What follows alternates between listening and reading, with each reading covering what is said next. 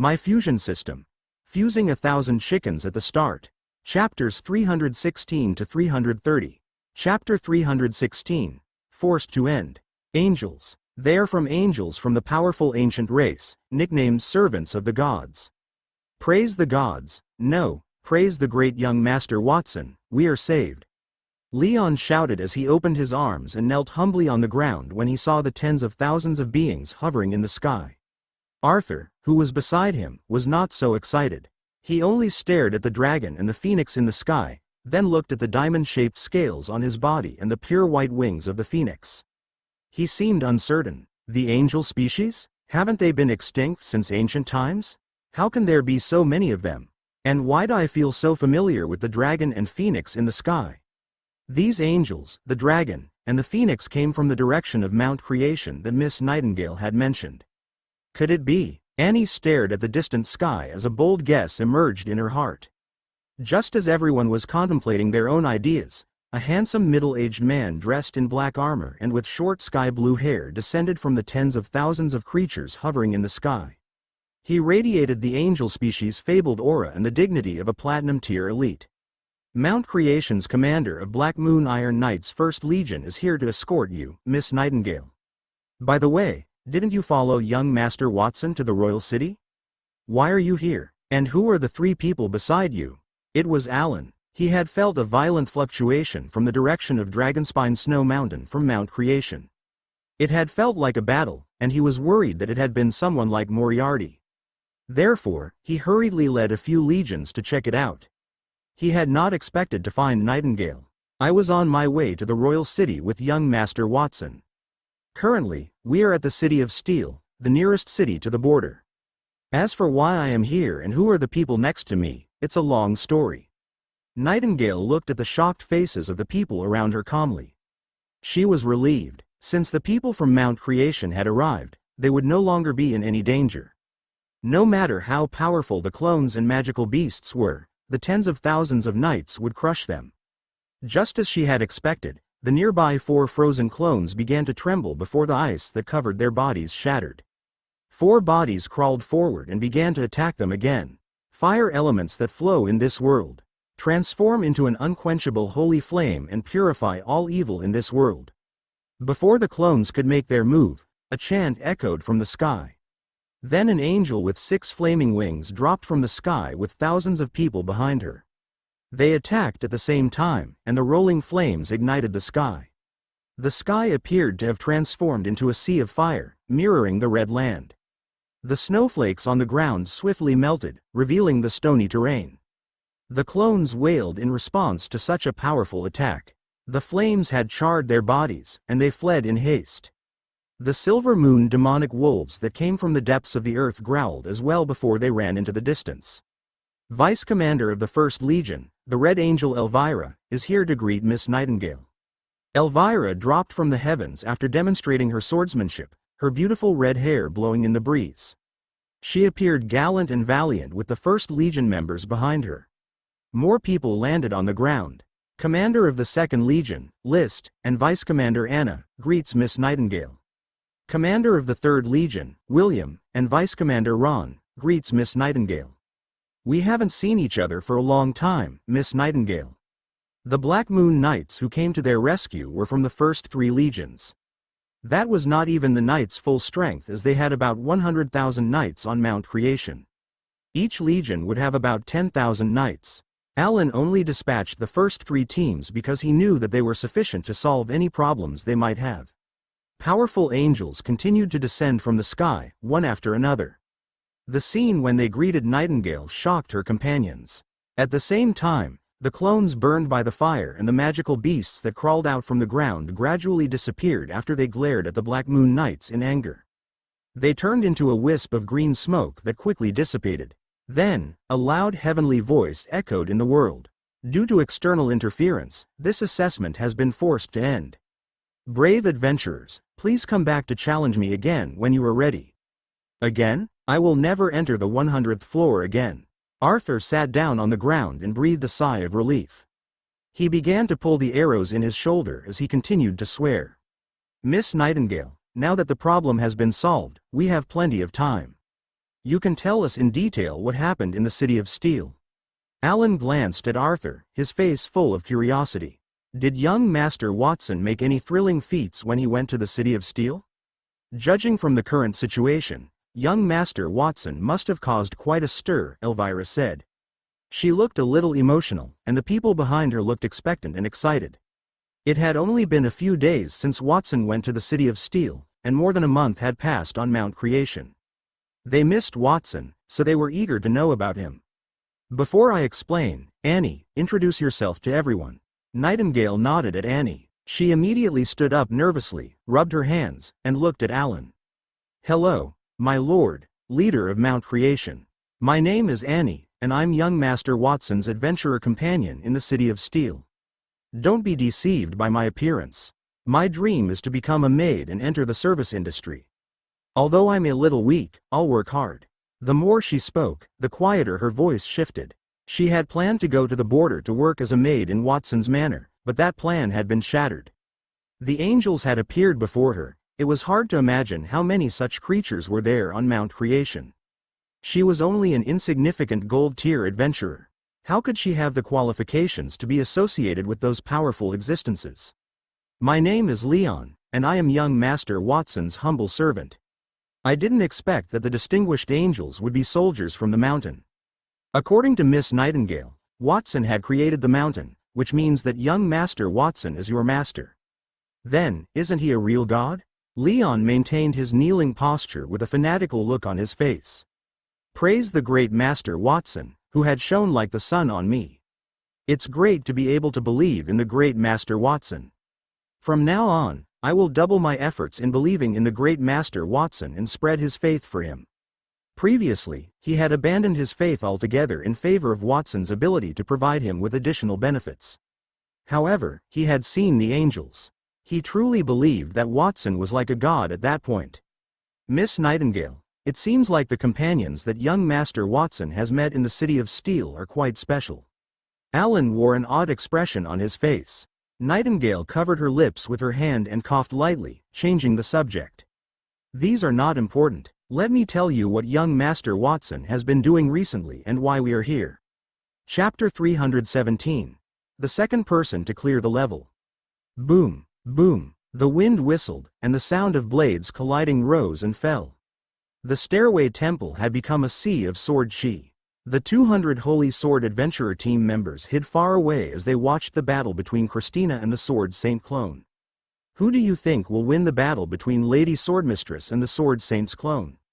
A member of the adventurer team asked in a low voice with a nervous expression.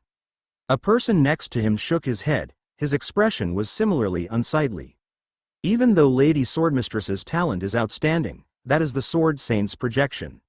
He did not become the number one person in the Holy Dragon Kingdom for hundreds of years for nothing. It has been almost an hour since the battle started, and Lady Swordmistress has been at a disadvantage for the whole duration. I think that it won't be long before she is defeated. On the stairs, hundreds of meters away from them, Christina was battling with the yellow-haired young Sword Saint, Reed. Christina had lost the sky-severing blade, so she was using an ordinary silver-tier longsword. However, her opponent was using a black and white peak gold-tier weapon. Those black and white swords were also very famous in the kingdom's history. It had accompanied Reed for many years. Its name was the Holy Swords of Light and Darkness. When the Holy Sword of Light slashed out, half of the temple turned into day, and when the Holy Sword of Darkness slashed out, the other half of the temple turned into night. A thick black fog filled the air, corroding the sturdy stairs. As the strongest person in the kingdom, the Sword Saint used both light and darkness elemental combat auras. That was also the foundation for him to become the number one elite in the kingdom. Christina only inherited the talent of cultivating the light elemental combat aura.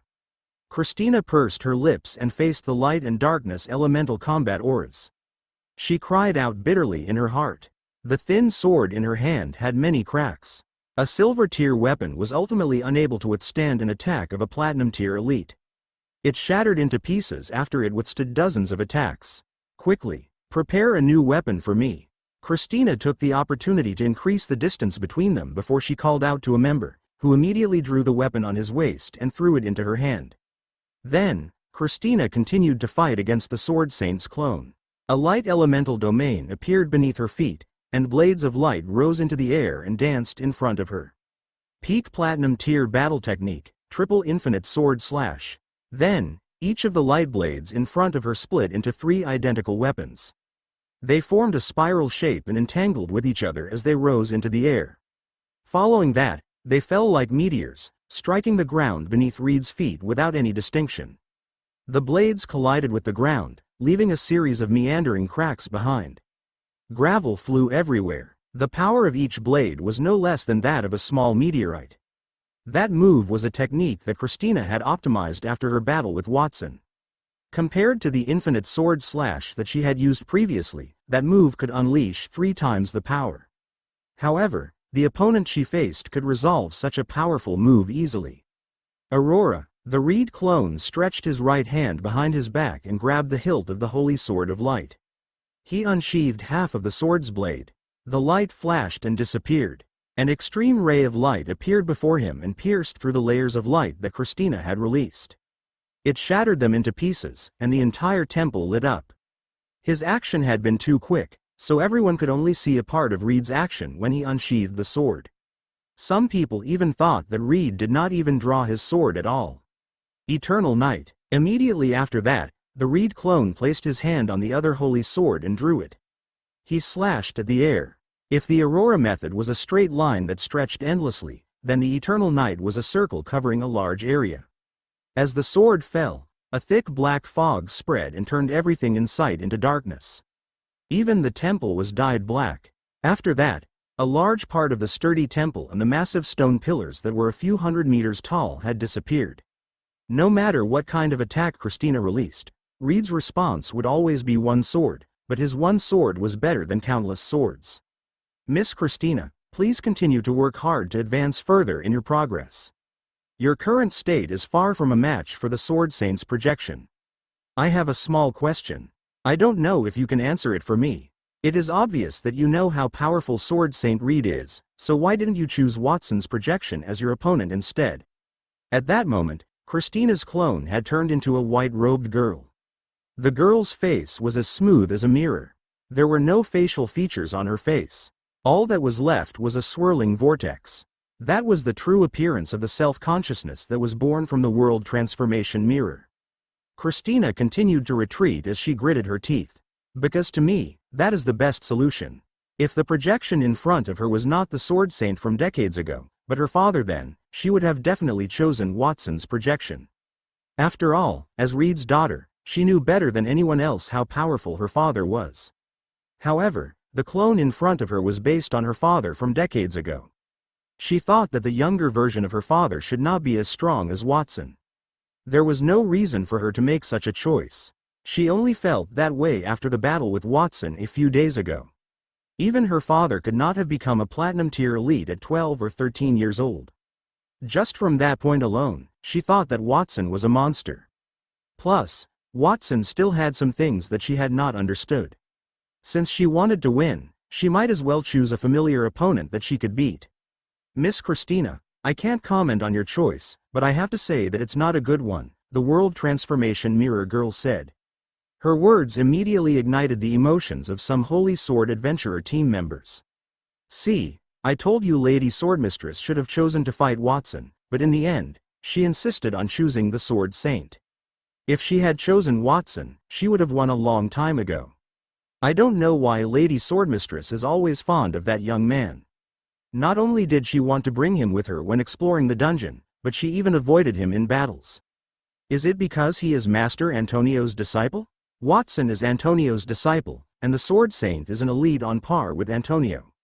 From that point alone, we know to choose the child. Lady Swordmistress is too rash. I wonder if we still have a chance to make a new choice? Dissatisfaction filled the Holy Sword Adventurer team. After all, their lives had been entrusted to the Sword Mistress. However, Christina had made such a reckless move. Naturally, they felt uncomfortable about it. While they were complaining, the battle situation had changed. Reed suddenly pulled out the 2 holy swords on his back at the same time. The 2 blades collided in front of him. Suddenly, a violent explosion erupted. The strongest combat technique at the peak of Platinum Tier, Light and Darkness Reincarnation. Light and darkness were perfectly fused at that moment, and it created an incomparable power. All the stone pillars in the surrounding area broke, and the entire temple collapsed. It gave people the illusion that they were about to fall from the sky to the ground. Boom! Even the Holy Sword Adventurer team members who were quite far away were blown away in the face of that dreadful explosion. They fell to the ground, their faces covered in dust. Christina, who was at the epicenter of the blast, was covered in blood. Her clothing had been torn to shreds. The Reed clone appeared in front of her, half crouching on the ground. He clasped his two swords around her neck. "I'm sorry, Miss Christina. You've lost. From now on, you, your subordinates, and everyone's thoughts will belong to me." The World Transformation Mirror Girl clapped her hands and said that in a relaxed tone. "It's over. It's all Lady Swordmistress's fault for choosing the Sword Saint. We're all going to die with her." The Holy Sword Adventurer team members climbed up from the ground. Their faces were pale and filled with despair. "I just want to ask." Christina raised her head with difficulty and stared at the girl in the distance. "You said that my father's clone was the wrong choice. What about Watson? Would he have been a good choice? How should I put it? That would be the worst choice," the girl replied after hesitating for a moment. "I see. It seems like I did not make the wrong choice then." Christina closed her eyes and waited for death. She had done everything right, her conscience was clear. She had done her best. In that situation, she was still not a match for any of the clones. She could only face death. After a few seconds, the intense pain that she had imagined did not come. Instead, a familiar young voice sounded behind her. "What? I have passed the trial. Why hasn't this arcane realm disappeared? Furthermore, why are so many of you here? Are you holding some secret meeting? Why is it so lively here?" Chapter 318. Insta-killing the Sword Saint's clone. "Watson?" Christina turned her head and realized that the person who had appeared behind her was Watson. She was confused. "Why are you in my trial? And you said that you had cleared it. What's going on?" After being stunned for a few seconds, Christina snapped back to her senses and asked in surprise. "Just what I said. I just defeated my own clone. I thought I would be able to leave this area and get a reward. I did not expect to enter another dimension," Watson explained as he looked around.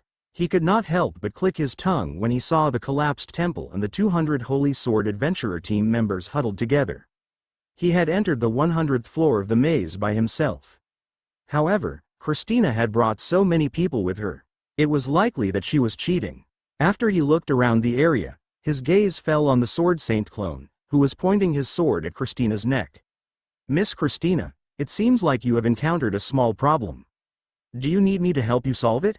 Christina pointed at the sword on her neck and laughed self-deprecatingly. "What can you do to help me in this situation? That kid doesn't understand the situation. Lady Swordmistress's opponent is the Sword Saint, yet he dares to boast that he can help. Even if he is Master Antonio's disciple and is powerful, he is definitely not a match for the Sword Saint's clone. He had cleared the dungeon, yet he is here. He can only blame his bad luck."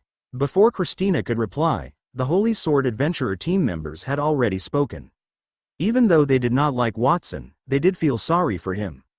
Watson could have been the second person to have cleared the dungeon, but he was about to die there. "Sword Saint? So that's the Sword Saint's projection in front of me? He doesn't look that strong." Watson began to observe the yellow-haired man in front of him and the black and white longsword on his back.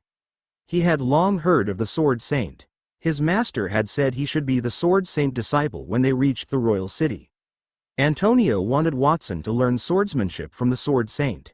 Sylvan had also said that the Sword Saint was the #1 elite in the Holy Dragon Kingdom. Even Antonio, who had advanced to Diamond Tier, could not withstand 3 strikes from the swordsman. The Sword Saint clone looked very young, and there was an unconcealable pride on his face. It was clear that it was the Sword Saint's younger self. "Does that kid think that he's invincible after clearing the dungeon?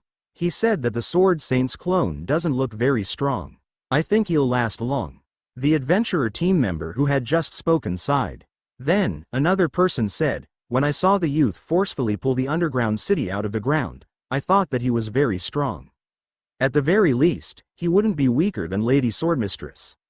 But now, it seems like that was only a facade. He can't even tell how strong the Sword Saint is. Perhaps the reason he survived the underground city was that the clone was too weak. Everyone knew about the Sword Saint's strength. When Christina had fought him, the Sword Saint clone had only attacked her casually, and Christina could not even retaliate against that. She was almost killed when the clone used a powerful sword technique, the light and darkness reincarnation. Watson, this is my trial. It has nothing to do with you. Think of a way to leave. While Watson was speaking, Christina pushed the sword away from her neck and stood up shakily. She wiped the blood from the corners of her mouth. After all, he was part of the world transformation mirror. He was only wearing her father's skin. She knew that her father was powerful, but he was not invincible when he was young. The clone was strong because the world transformation mirror had absorbed the experiences of different cultivators over the past hundreds of years into his body. Under such circumstances, even Watson might not be a match for him. Since Miss Christina has chosen to continue, I'll let the clone continue to move. I can see how tired you are. You should just give up. The world transformation mirror girl clapped her hands in the distance. As for Mr. Watson, as the second person to clear the trial in decades, I'll send you off and give you a reward later. The strongest combat technique at the peak of Platinum Tier, light and darkness reincarnation. The clone drew 2 longswords from his back and unleashed the same move on Christina. However, the attack was much more powerful than the previous one. Light and darkness occupied the entire temple before it was split into 2. One half was daytime, and the blazing light was enough to melt anyone there. On the other side was eternal darkness. Anyone who entered it would be devoured. The Holy Sword Adventurer team members, who initially stood quite far away, were not spared. Regardless of whether they were silver tier or gold tier, those who stood on the bright side evaporated, and their armor melted with them. Those who were in the darkness zone had vanished without a trace. It was not only the temple, it was as if the entire space was about to be divided into 2. That's not good. Everyone, run. No one knew who had cried out in alarm, but no matter where they ran to, light and darkness continued to alternate around them. It was as if they were trapped in a vast cage that engulfed everyone and filled everyone's faces with the sorrow of death.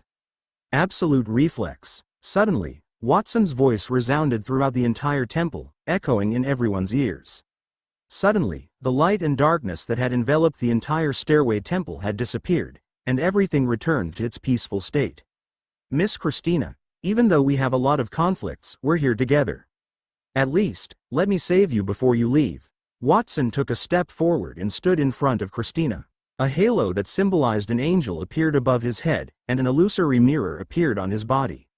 The light and darkness reincarnation released by the Sword Saint clone had collided with the mirror. Suddenly, it twisted and returned at an even faster speed. It landed directly on the clone, causing cracks to appear on his body. Absolute destruction. Watson pointed his finger again, aiming at the spot between the clone's eyebrows. With a crisp crack, the clone's body shattered like fragile porcelain. Watson had fused the absolute destruction spell when he fought against his clone. He had mastered more than 40 diamond tier rules, which were created by fusing many platinum tier spells. Each rule was extraordinary. During his battle with his clone, he had fused those rules again, resulting in him learning dozens of brand new rules. Absolute destruction was one of them. No matter what object or creature was in front of him, Watson could use the absolute destruction spell to destroy it. It was a tremendous accomplishment to be able to defeat the clone's freshly fused diamond tier rules. After all, regardless of how quickly the clone replicated his memories, it would still be slower than his system's fusion rate. You are quite prepared to meddle in other people's affairs. Christina pursed her lips after a lengthy stare at the teenager in front of her. Her face relaxed slightly, and a glimmer of surprise emerged in her eyes. Her father's clone was a formidable opponent who could not be defeated even if she battled him with all her might. Yet, Watson had destroyed the clone easily. Did that youth kill the Sword Saint's clone? Did I see it right? The Holy Sword Adventurer team members, who had been running away, looked back in disbelief when they saw Watson's actions and the dregs on the ground. Mr. Watson, you could have left, but you chose to stay. Are you trying to provoke me? The vortex on the world transformation mirror girl's face was covered with a layer of frost. You'd have to pay the price for that. Swish, swish. However, as soon as she finished speaking, A succession of piercing sounds erupted from the stairway temple. Human figures emerged from the dense fog, men, women, old and young. They wore clothes from different eras, and there were countless of them. The densely packed human figures occupied all the space in the surroundings, and all of them were eyeing Watson covetously. Chapter 319. Fusing with the Einherjar's body. These individuals have gathered to confront the underground city. Their strengths range from bronze and silver tier warriors to gold and platinum tier elites. I am curious as to how many of them there are. I think there are at least 1 million of them. Christina's lips trembled as she stared at the numerous clones that occupied the entire stairway temple and were barely able to fit in the air. She had underestimated the trial on the maze's 100th floor. That was the true strength of the World Transformation Mirror. As a diamond tier item, it had evolved in the underground city's unique environment for hundreds of years. The energy it obtained had already far exceeded the range of a regular diamond tier item. World Transformation Mirror, didn't you say that you would let us go as long as I defeated my father's clone? Are you planning to go back on your word? It was impossible to fight in such circumstances. Logic and passion emotion might be their way out. Miss Christina, of course, I'm not that kind of person. But I said that I would let you go if you killed the Sword Saint's clone. Did you do it? The clone defeated you, and Watson was the one who killed it. So, you didn't complete the trial. Instead, you were the one who destroyed the sacred trial repeatedly. It wouldn't be strange for me to punish you, right? Christina did not care about what the World Transformation Mirror had meant. She sighed and spread the light domain beneath her feet. A light weapon that was very similar to the sky-severing blade appeared in her hand. Watson, I'm sorry. It seems that it will be tough for us to walk out of here today. If I had known that the maze had developed self-awareness over the past few hundred years and that the trial would become like this, I wouldn't have come in here. I even implicated my team members because of this. That is my negligence as a leader. At that point, Christina's eyes dimmed, and she sounded as if she were ashamed. However, her expression quickly became firm. Saying all that now is useless. If I have to die, then I choose to die standing. I will fight until my very last moment. Even if I were to die, I would have no regrets. Lady Swordmistress is right. It's better to fight those clones. A Holy Sword Adventurer team member was running away when he heard Christina's words. He gritted his teeth and turned around, his eyes burned with flames. The clones had occupied the space, so where would they go if they were to run away? They might as well give it their all and sacrifice themselves heroically like warriors. They no longer blame Watson for the situation that had developed. In any case, they would still be killed even if Watson did not anger the World Transformation Mirror. The only difference was whether one or many clones would kill them. At the very least, they would be able to die a quicker death. I'm also willing to fight to the death with you, Lady Swordmistress. Even if I were to die, I would have no regrets. Fight, fight, fight. More Holy Sword Adventurer team members had gathered and surrounded Christina. They used their swords to hit their shields to make a rumbling sound, and they used that sound to raise their courage. You still have the courage to resist. I have to give you credit for that. You are all courageous adventurers. Therefore, I will give you a dignified death. The World Transformation Mirror Girl sat cross-legged in the sky and laughed softly. Then, she waved her hand, and the clones in the sky launched an attack simultaneously. Combat auras and magic flickered, and the sky lit up with millions of light spots in an instant. It was as if there were stars all over the sky. However, those lights were not only beautiful, but they also contained destructive killing intent. Under the brilliance of millions of combat aura and magical light, the protective barrier created by the less than 200 Holy Sword Adventurer team members was as insignificant as a firefly in comparison to the sun and moon in the sky. There was no correlation at all. There was a proverb in the Holy Dragon Kingdom, more ants can kill an elephant. It was similar to the situation that Watson and the others were facing. Furthermore, they were not facing ants, but elephants of the same level as them. System fusion, activate. When everyone thought that they would melt in the light that filled the sky, Watson made his move. Crack, crack, numerous cracking noises emanated from the sky. The gold-tier adventurer's projection closest to him was the first to break, transforming into a ray of light. Then, when the other clones in his immediate vicinity became infected and shattered one by one, beams of light flew into the sky and gradually converged into a massive ball of light. Initially, more than 1,000,000 clones were floating in the sky. However, those clones and their attacks had vanished at that point. They converged into a human-shaped body radiating light in a matter of seconds. Pieces of light in the shape of armor hovered on that body. There were countless arms made of light that was faintly discernible behind its shoulder. Around the arms were eyeballs that emitted light as they opened and closed. Congratulations, Master, on fusing a large number of clones. You have obtained a Diamond Tier Special Item, the Einherjar's Body.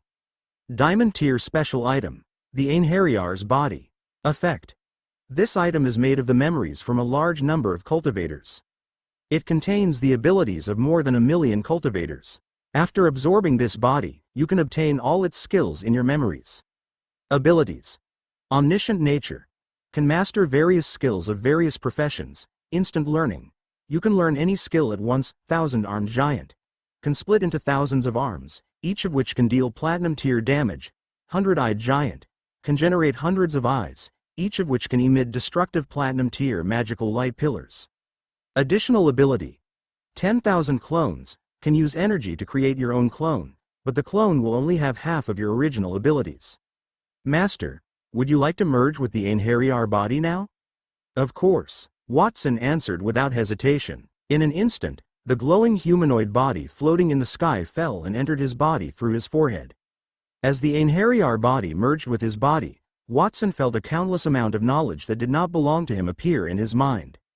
That knowledge was the culmination of countless adventurers' painstaking efforts over hundreds of years. However, at that moment, all of them had become part of his abilities. The accumulation of hundreds of years on his body had caused Watson's temperament to change in an instant. At first, he resembled a reserved divine sword. He was harmless when unsheathed, but he had changed. Even if he concealed it deliberately, a terrible aura that had been tempered thousands of times continued to emanate from his body. It appeared as though he required only a glance to dissolve existences that had yet to reach gold tier. Watson felt as if he was only one step away from the diamond tier with the additional knowledge. He had initially bridged only 1/10 of the distance between platinum and diamond tier. It seemed like he had crossed the 8 or 9/10 mark. It was not only that, but his comprehension of fighting techniques and magic had improved significantly. Previously, as a fighter, his talents were barely at platinum tier. He felt confident that he could defeat any of the kingdom's grandmasters in both fist and sword methods. In addition to the abilities of warriors and mages, he had also mastered the priests' and archers' skills. Those clones had even brought him many memories of potion making, cooking, tailoring, and other aspects of life. Watson had gained abilities from the 4 classes and also a variety of life skills. That was the strength of Einherjar's body. All of you D*MNED clones, die.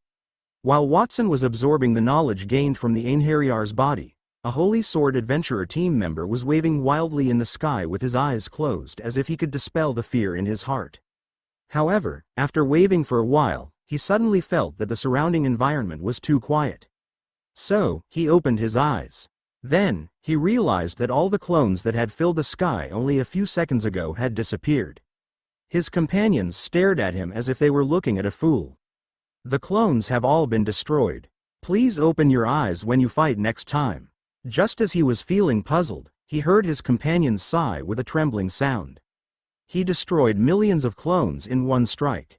He's not human. It seemed like the Holy Sword Adventurer team had a misconception about Watson's strength before that. Even after they learned that Watson was Antonio's disciple, their confusion had persisted. Then, they discovered Watson could kill the Sword Saint clone in a single strike, and he had also slaughtered countless clones so carelessly. Only then did they understand why Antonio, who had been living in seclusion for years, would travel all the way to the border to recruit Watson. If they were Antonio and knew that the youth had such a monstrous talent, they would have made the same choice as well. Watson was not a human at all, he was a monster. Chapter 320. Did you create this dragon as well? Why is there still one in the sky that hasn't been fused? Watson looked up at the sky and realized that the clones had disappeared, but the world transformation mirror girl was still there. As he muttered to himself, he stretched his right hand toward the sky. His exploration of the underground maze had been fruitful as he had managed to obtain such a powerful ability like the Einherjar's body. As for the trial reward that the World Transformation Mirror had mentioned, he no longer cared about it. He might as well fuse the World Transformation Mirror. However, before he could activate the system, the World Transformation Mirror Girl suddenly flew down from the sky and landed in front of him. Christina and the Holy Sword Adventurer team members were nervous. They did not know what the World Transformation Mirror would do next. Plop! Suddenly, the World Transformation Mirror Girl dropped to her knees in front of Watson. Respected Master Watson, not only did you pass the trial, but you also broke my punishment. Your strength is truly extraordinary. I have decided to offer myself to you as a reward. From now on, I belong to you. What? Everyone was in disbelief when they heard that. They knew that they would receive a substantial reward when they cleared the trial, but they had not anticipated that the award would be the World Transformation Mirror. It made no sense. Watson was not the first person to clear it. If that were the reward, the Sword Saint would have received the World Transformation Mirror decades ago after clearing the trial. The World Transformation Mirror Girl was still kneeling. The vortex on her face spun slowly. If she had any facial features, the expression on her face at that time would undoubtedly be nasty. She also felt very helpless. Watson had destroyed years of accumulated knowledge with a single strike. Initially, those clones were part of her knowledge, but she had completely forgotten about them. It was as if the experience she had accumulated had become a part of Watson. As a diamond tier item that had existed for hundreds of years, she had never seen such a method. Even the Sword Saint who had defeated her decades ago could only suppress her strength but did not affect her at all. Losing hundreds of years of accumulation was unsettling, but she did not wish to die. She had a feeling that if she did not beg for mercy, she would end up in a terrible state. Watson's face lit up when he heard the World Transformation Mirror's words. He was on the verge of fusing the mirror, but he had not anticipated the other side taking the initiative to acknowledge him as its master. What use are you to me? Why should I accept you? Watson had never had a favorable opinion of a sentient tool. He even had the pen of truth to serve as an example. What? Christina's lips twitched. If she could, she would interrupt Watson. It was already remarkable that the World Transformation Mirror had acknowledged him as its master. She did not expect Watson to reject it. It was a diamond tier item, and it was not something an ordinary person would refuse. Honorable Master Watson, the reason I stayed in the underground city and arranged trials for others is to wait for a suitable master. It's a pity that the people I have met over the years have not been able to satisfy me until I saw you. Your brilliance is like the sun and the moon in the sky. You are stronger than any other person in the world. A glance at your appearance caused me to be deeply intoxicated. There are as many reasons as you would like, but first, let me introduce my advantage. The Holy Sword Adventurer team members stared at the World Transformation Mirror Girl, who said unhurriedly, I'm very useful. First of all, I can clone anyone below diamond tier. I use it to train my subordinates. At the same time, I can also teleport you to any place on the continent. You won't have to worry about getting lost when you venture outside, and you don't have to consider the distance of the journey. Isn't that convenient? If the World Transformation Mirror had not stated her purpose in front of everyone, they would have assumed that was what she thought. The World Transformation Mirror is a simp. Everyone else had the same thought, but they could understand why she would behave like that. They would certainly do the same if they were the World Transformation Mirror, especially after witnessing Watson destroy millions of clones. You have a point. All right, I'll accept you, albeit reluctantly. But before that, we have to sign a contract. Watson stretched his hand outward and wrote a contract in the Luan language in midair. That was a priest's skill that he had obtained from the many skills contained within the Einherjar's body. It was called the Soul Contract. Platinum tier special skill. Soul Contract. Effect. Once both parties sign a contract, they can't violate it. Otherwise, they will suffer the consequences, their souls will be extinguished. The contract is effective regardless of the signee's strength. While Watson was writing the contract, its relevant content automatically flashed through his mind. Master Watson, I am willing to sign a contract with you. The World Transformation Mirror Girl hesitated for a moment before she reached out her right hand. A drop of bright red blood dripped from her fingertip and fused with the contract. Watson also pricked his fingertip and let the blood dribble onto the contract. The contract suddenly turned deep crimson after being drenched by the two streams of blood. Its light blazed brightly and gradually deteriorated into two jets of crimson air. One entered Watson's body, while the other entered the World Transformation Mirror. Watson felt a connection to the World Transformation Mirror after the contract was created. He could command the World Transformation Mirror to perform any task he desired. Simultaneously, the World Transformation Mirror's appearance had changed too. Its initial appearance was a vortex-shaped fog. Once the fog cleared, it revealed exquisite facial features that were strikingly identical to those of Watson. However, its face's outline was much more delicate. A tool that recognized its master would exhibit some of its master's qualities.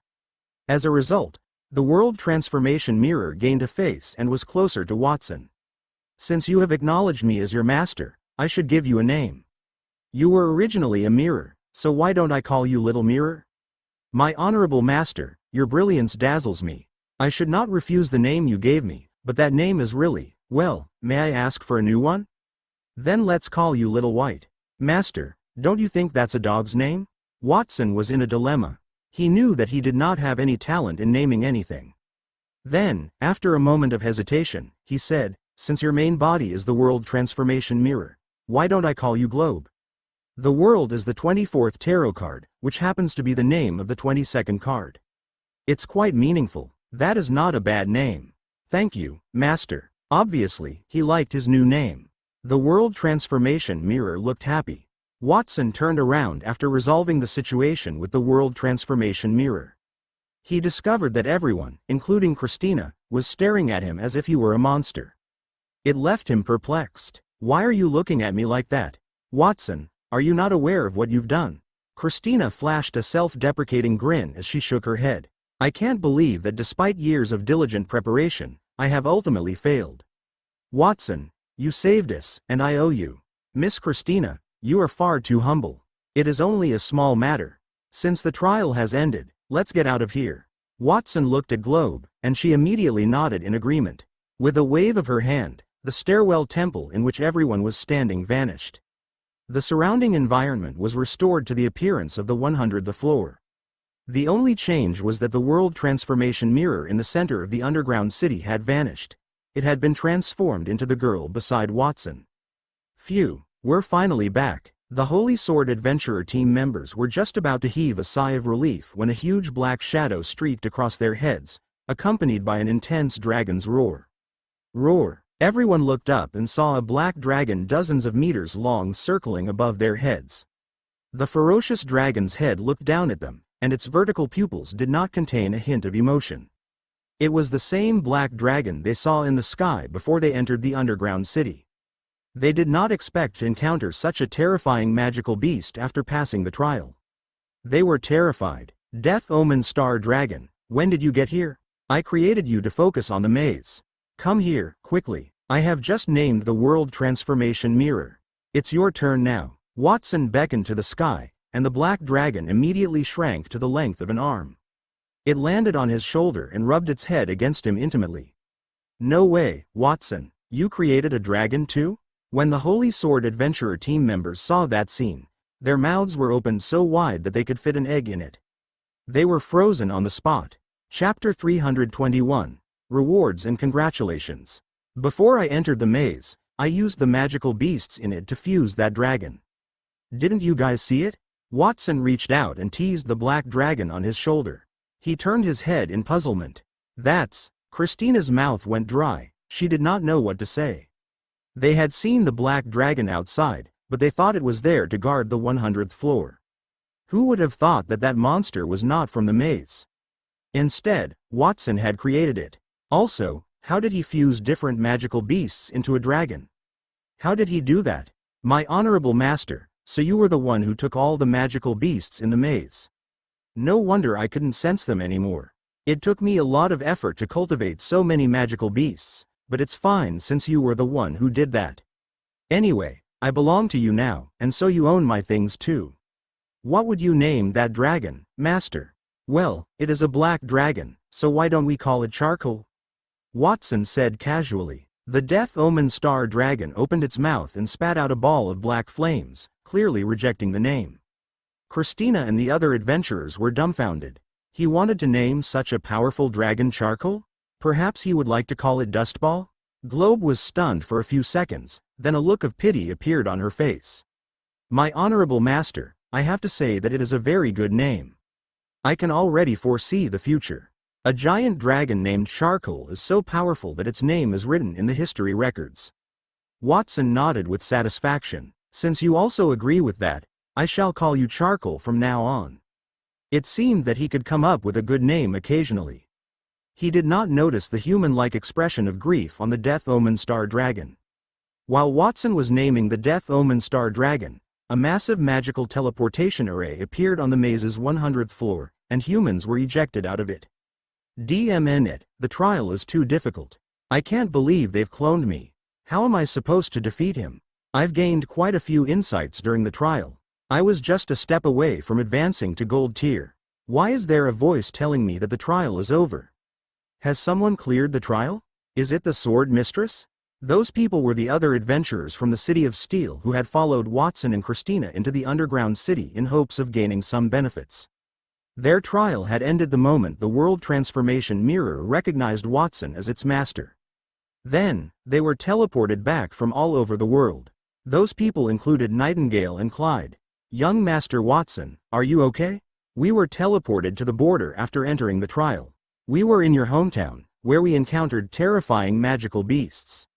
Fortunately, your angels and subordinates were very powerful. Otherwise, we wouldn't have been able to come back. By the way, how did you transform your subordinates from humans into angels?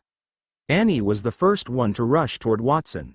When she saw Christina and the others standing beside Watson, she said, "Greetings, Lady Swordmistress." Then, she shut her mouth. Angels? Did they hear her wrongly? Watson had a group of angels working for him? Christina and the Holy Sword Adventurer team members were numb. If they had not seen what Watson had done on the Stairway Temple, they might have cried out in surprise. Since Watson could even kill the Sword Saint clone instantly, they were not so surprised that he could create angels. You also participated in the trial? It was a good thing that you were teleported to the border. Otherwise, I would not have been able to save you in time. You should tell me in advance next time, Nightingale. Don't make decisions like this without my permission, Watson said to Nightingale in a harsh tone. She had trailed after Annie toward Watson. He had planned to explore the dungeon with Annie and the others because he needed someone to cover him. However, after Antonio revealed his identity, there was no need for him to hide anymore. He had dragged the dungeon out and cleaned it himself. He did not expect Nightingale and the others to follow him because they were worried about him. Yes, Master Watson. Nightingale lowered her head in disappointment. Then, Annie interrupted him. Master Watson, Miss Nightingale was worried about your safety. If she hadn't been protecting us, I'm afraid she would have already defeated the magical beasts in the trial and gone to help you.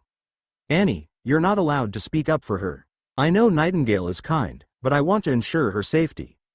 If anything happens to her, I'll regret it for the rest of my life. Watson's expression was still solemn, and his words made Annie stick out her tongue at him, though she dared not respond. Annie sensed that Watson's aura had grown after a short period of absence, and no one dared to challenge him. However, the Einherjar body's unique constitution was too strong, and the aura it emitted was incomprehensible to an ordinary person. Unlike Annie, Nightingale was unconcerned upon hearing Watson's words. Instead, she smiled brightly and said, "So, that's the position I hold in your heart, young Master Watson. I will make sure to tell you before I do anything next time. I will not allow you to be worried about me. Miss Christina, could you please explain the current situation to us?" While Watson was speaking, the new arrivals, led by 2 gold-tier elites, went up to Christina and asked, "Did you guys pass the trial? Is that why we got transported out? If so, we'd like to congratulate you. Lady Swordmistress, you are worthy of your title as the Sword Saint family's daughter. You've defeated yourself in such a short time. Your talent is truly admirable. I did not pass the trial. The person who passed." Christina looked at Watson. The Holy Sword Adventurer team members also turned their eyes toward Watson. Puzzled, the other adventurers also turned to look at Watson. That young man is Master Antonio's disciple. He was the first one to rush toward the ruins just now. Did he pass the trial? Christina had led 200 people into the ruins, but she had failed to clear the level. Instead, that young man had beaten her to it. Was that a reasonable deduction? Some people questioned it, while some did not believe it. However, when they saw the black dragon on Watson's shoulder, their expressions changed, and the doubt in their eyes disappeared. Even though it had shrunk by countless times, everyone still endured the fact that the black dragon was the creature that had been flying outside the maze. They thought it was there to guard the place. However, it was resting on Watson's shoulder, so the young man must have been the one to clear the trial. So it was Master Antonio's disciple who had cleared the level.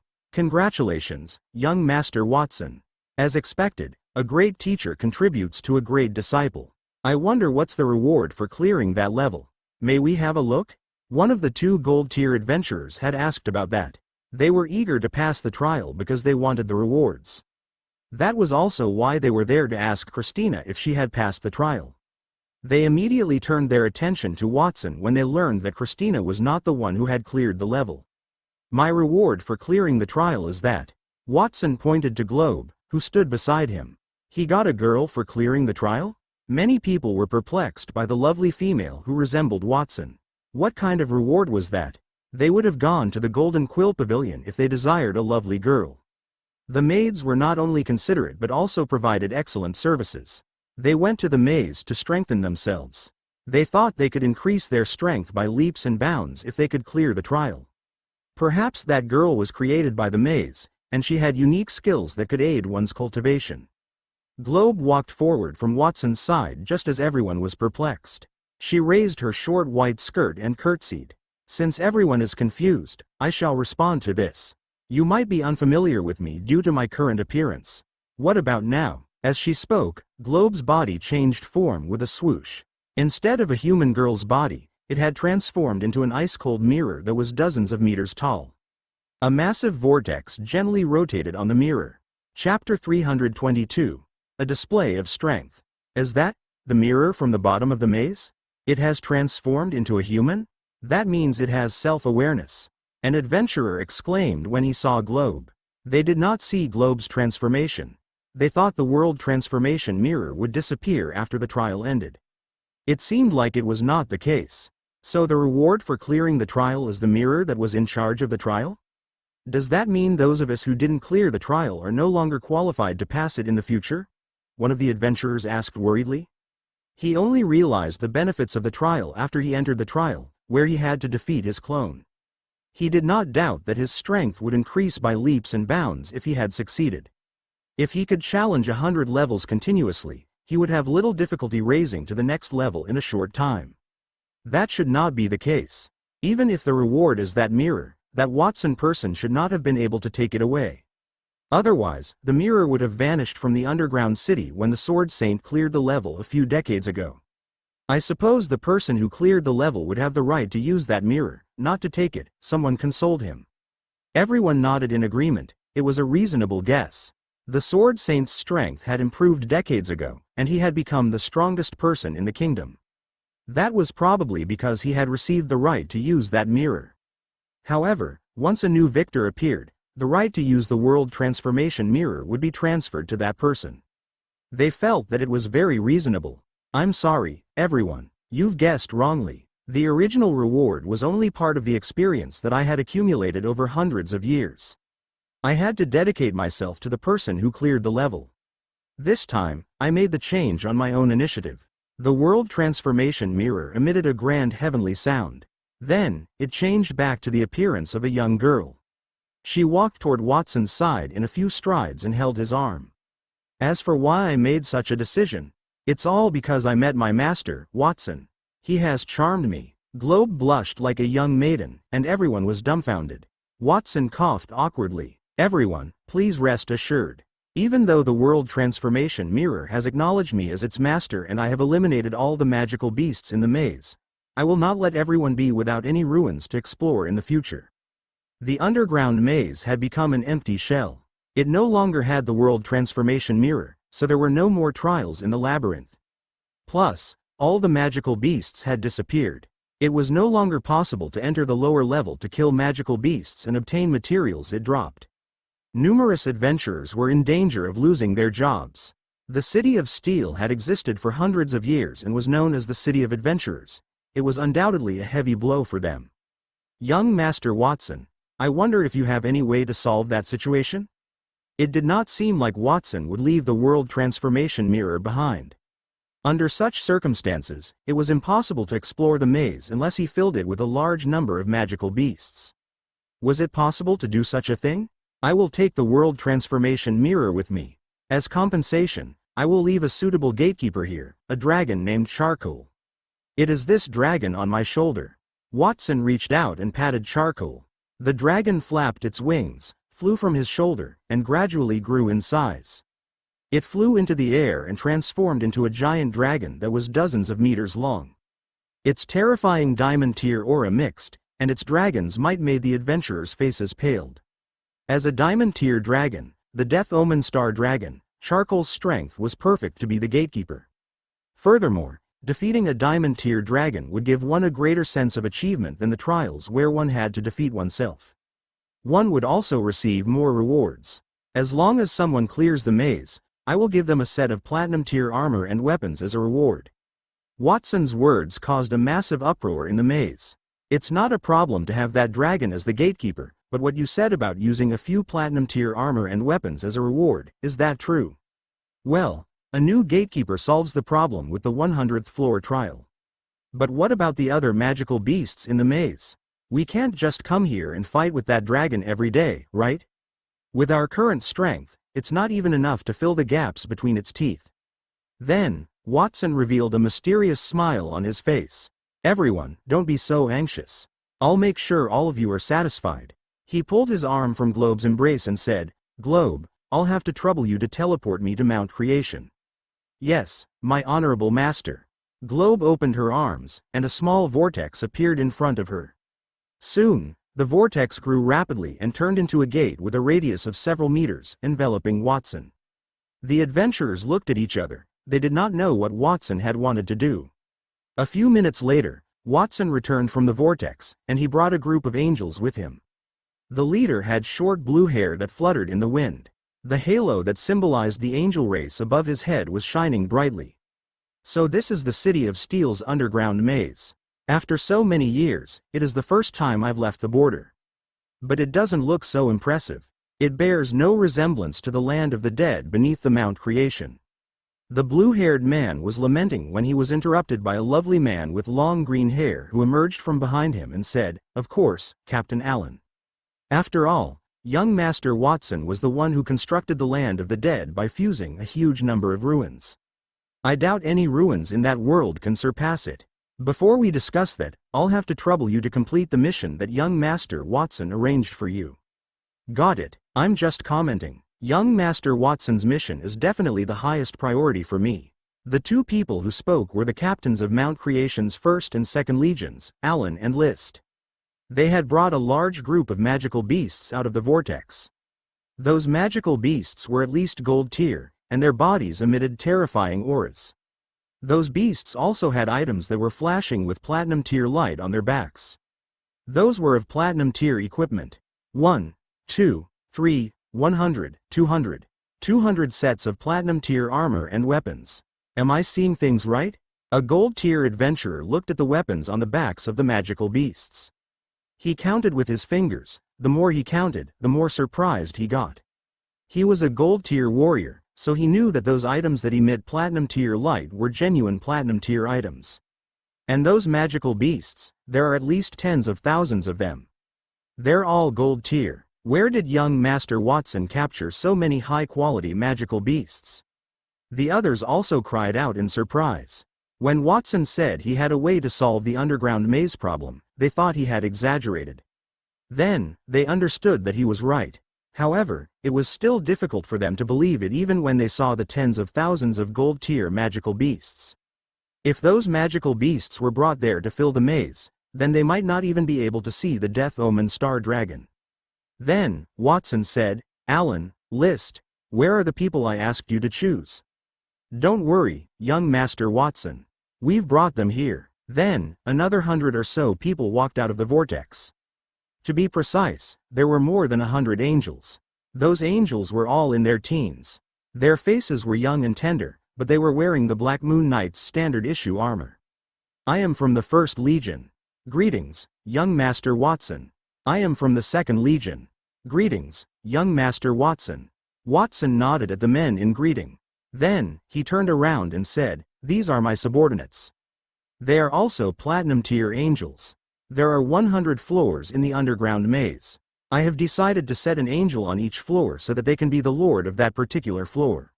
You can use any method against them to kill them once, and if you win, I will reward you with a set of gold tier weapons and armor, as well as a magical beast of the same level. Of course, I'll have them suppress any monsters on the same level as you so that you won't get stumped." It turned out that Watson did not mean for those magical beasts to be rewards. He wanted to fill the dungeon. Gold tier magical beasts and platinum tier armor, the reward was too tempting. Many adventurers had already begun to imagine the day they get to run through the dungeons in the future. They would be wearing platinum armor and stepping on ferocious magical beasts to gain the respect of the people. However, they were only thinking about it. After all, they would be facing a group of angels. They did not know how they felt about that, especially when they looked at the halos above their heads. They were astonished to hear that instead of Christina, Watson was the one who cleared the level. After all, Christina was a famous elite, and she had quite a strong team under her. Even though Watson was Antonio's disciple, he was only an unknown child. The only thing he was famous for was that he had managed to withstand Christina's sword head-on. They did not think he had the ability to clear the trial. However, they had changed their mind. Watson was more powerful than they had realized, and he definitely could do that.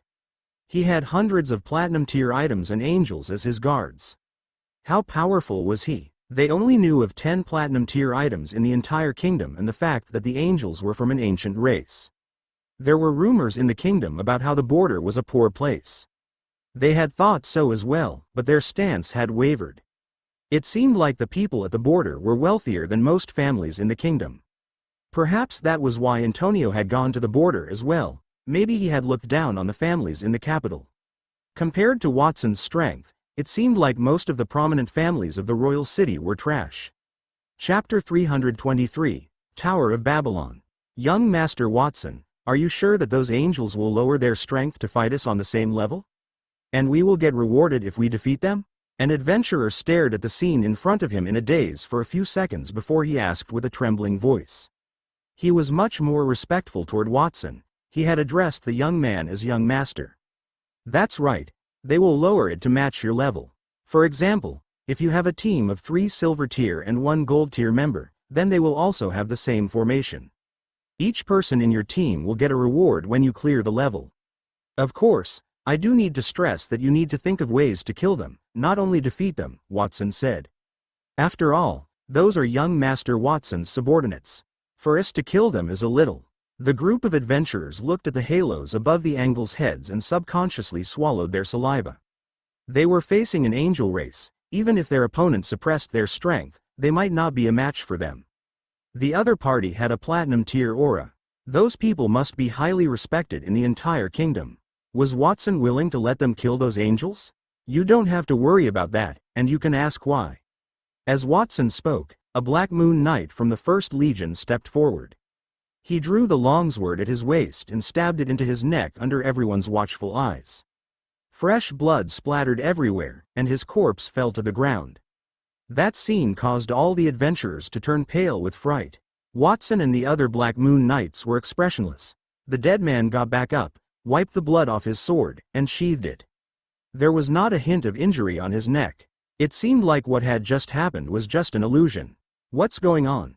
Someone asked with widened eyes. As an angel, they have a special characteristic: they can't die. No matter what methods you use, you will not be able to truly kill them. That is why I want you to work hard to kill them. Strength can only progress rapidly between life and death. That is not only for my subordinates but also for all of you. Watson looked at everyone there. When Globe had chosen him as its master, he had that thought in his mind. He brought the Black Moon Knights from Mount Creation to serve as gatekeepers at the new tower. At the same time, he transported weapons and sold them in the City of Steel as well. There were currently 100,000 Black Moon Knights. Other than those recruited initially, the rest were transferred from the other 4 towns. Initially, those city defense armies only had bronze or silver tier soldiers. Even though they had advanced to platinum tier, their combat experience had not increased. It was an excellent opportunity to increase the Black Moon Knights' strength and promote Mount Creation's name. When more challengers entered the underground maze and the Black Moon Knights had gained fame, Watson would be able to take the opportunity to sell the magical beasts and weapons that Mount Creation had accumulated for a long time. He would be able to make a huge profit. Initially, he had gone to the City of Steel because he wanted to pass the level in a low-key manner. However, since his identity had been exposed, he could no longer hide it. He might as well be straightforward about it. He could use Mount Creation's power to infiltrate the City of Steel, turning it into an outpost to collect information from the kingdom and protect the borders. "Do you have any questions?" Watson asked the adventurers. "No, no more," everyone replied hesitantly. "Very good. From now on, the maze will produce a series of changes, and I hope that you can keep the source of those changes a secret for the time being. Later, I need you to sign a contract to guarantee that you won't tell anyone about what you saw today." Watson waved his hand, and Alan immediately walked forward with a stack of papers in his hands. He handed them to all the adventurers there. It seemed that he had already anticipated that scene when he was at Mount Creation. All the adventurers were a little hesitant when they read the contract. Only Christina did not hesitate to sign her name on the contract. "I'm willing to help you keep your secret. We are the first people to know about the changes in the underground maze. In other words, we already knew the information before the other adventurers, which gives us an advantage. As adventurers, we should all know the importance of information. Why would anyone be stupid enough to tell others about the information they have?" It seemed to be intentional, though Christina had said it in a self-deprecating manner. Her words served as a reminder to all the adventurers there. Watson had modified the buried city and then told them the secret to defeating the gatekeepers. Those were valuable information. If they did not sign the confidentiality agreement, would they still leak it? Would they watch others beat them to the labyrinth? The adventurers no longer hesitated, they quickly signed their names on the contract. "Since everyone has signed the contract, please go home. The labyrinth will officially open tomorrow. I still need a day to optimize the structure. Oh, right, there's one more thing. The current labyrinth has been pulled from the underground. For the convenience of the trial, I don't plan to put it back into the ground, so calling it the dungeon is a little inappropriate. Can everyone think of a new name for that place?" "We can't think of a new name for the time being. Since you changed the structure, then why don't you come up with a name for it, young Master Watson?" "In that case, I won't stand on ceremony." Watson cleared his throat and revealed a satisfied expression. In fact, he had already thought of a name in advance, but before he could speak, Christina suddenly said, "What about the Tower of Babylon?" Babylon means sky. In other words, that ruin is the Tower of Babylon. If you want to stand at the peak, you must first clear all the obstacles. That's roughly what it means. Tower of Babylon? That name is not bad at all. It is as expected of Lady Swordmistress. Everyone nodded in agreement. Phew. Everyone who knew Watson's naming tactics, including Globe, was relieved. Watson, on the other hand, looked upset.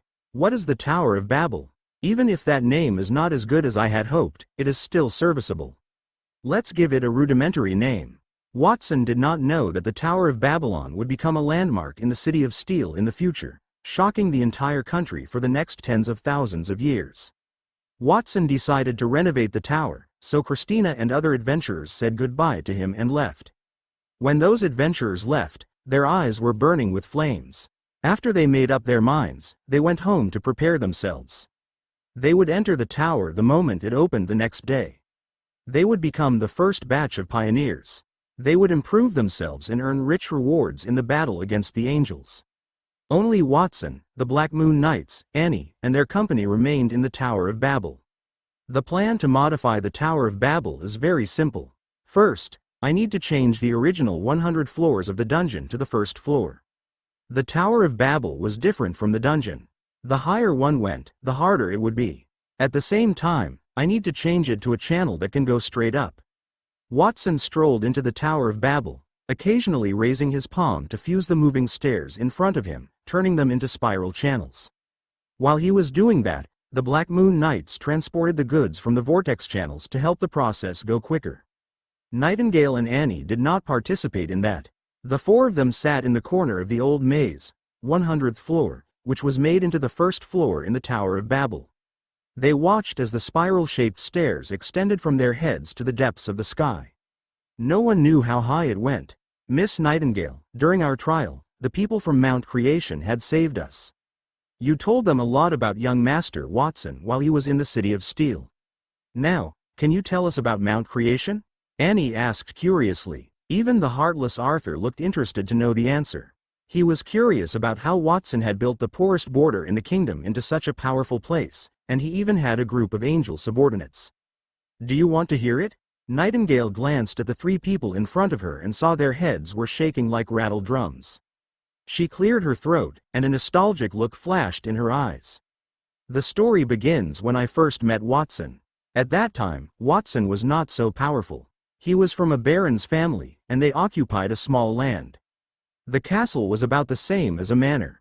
At that time, Nightingale spoke with confidence. Her voice was gentle as she described the battle between Watson and the Mage Guild, the elimination of magical beasts and bandits, Antonio's recognition, and the unification of the entire border. She also omitted the fusion magic that Watson had mastered and the creation of the seventh magical element in the world. It turns out that young Master Watson is just like us. He used to be an ordinary person, but he has achieved what he has today with his own hard work. It's amazing. Although Nightingale's story was plain, the three of them could still hear the magnificence in it, especially Annie, whose eyes had brightened. Watson's rise was not like those wealthy children born with a gold spoon in their bot. Those people would have countless resources, so they could do anything. They were impressed by Watson's achievement because he did that by himself. No matter how hard an ordinary person works, it's impossible to be on the level as the Mount Creation or an angel, right?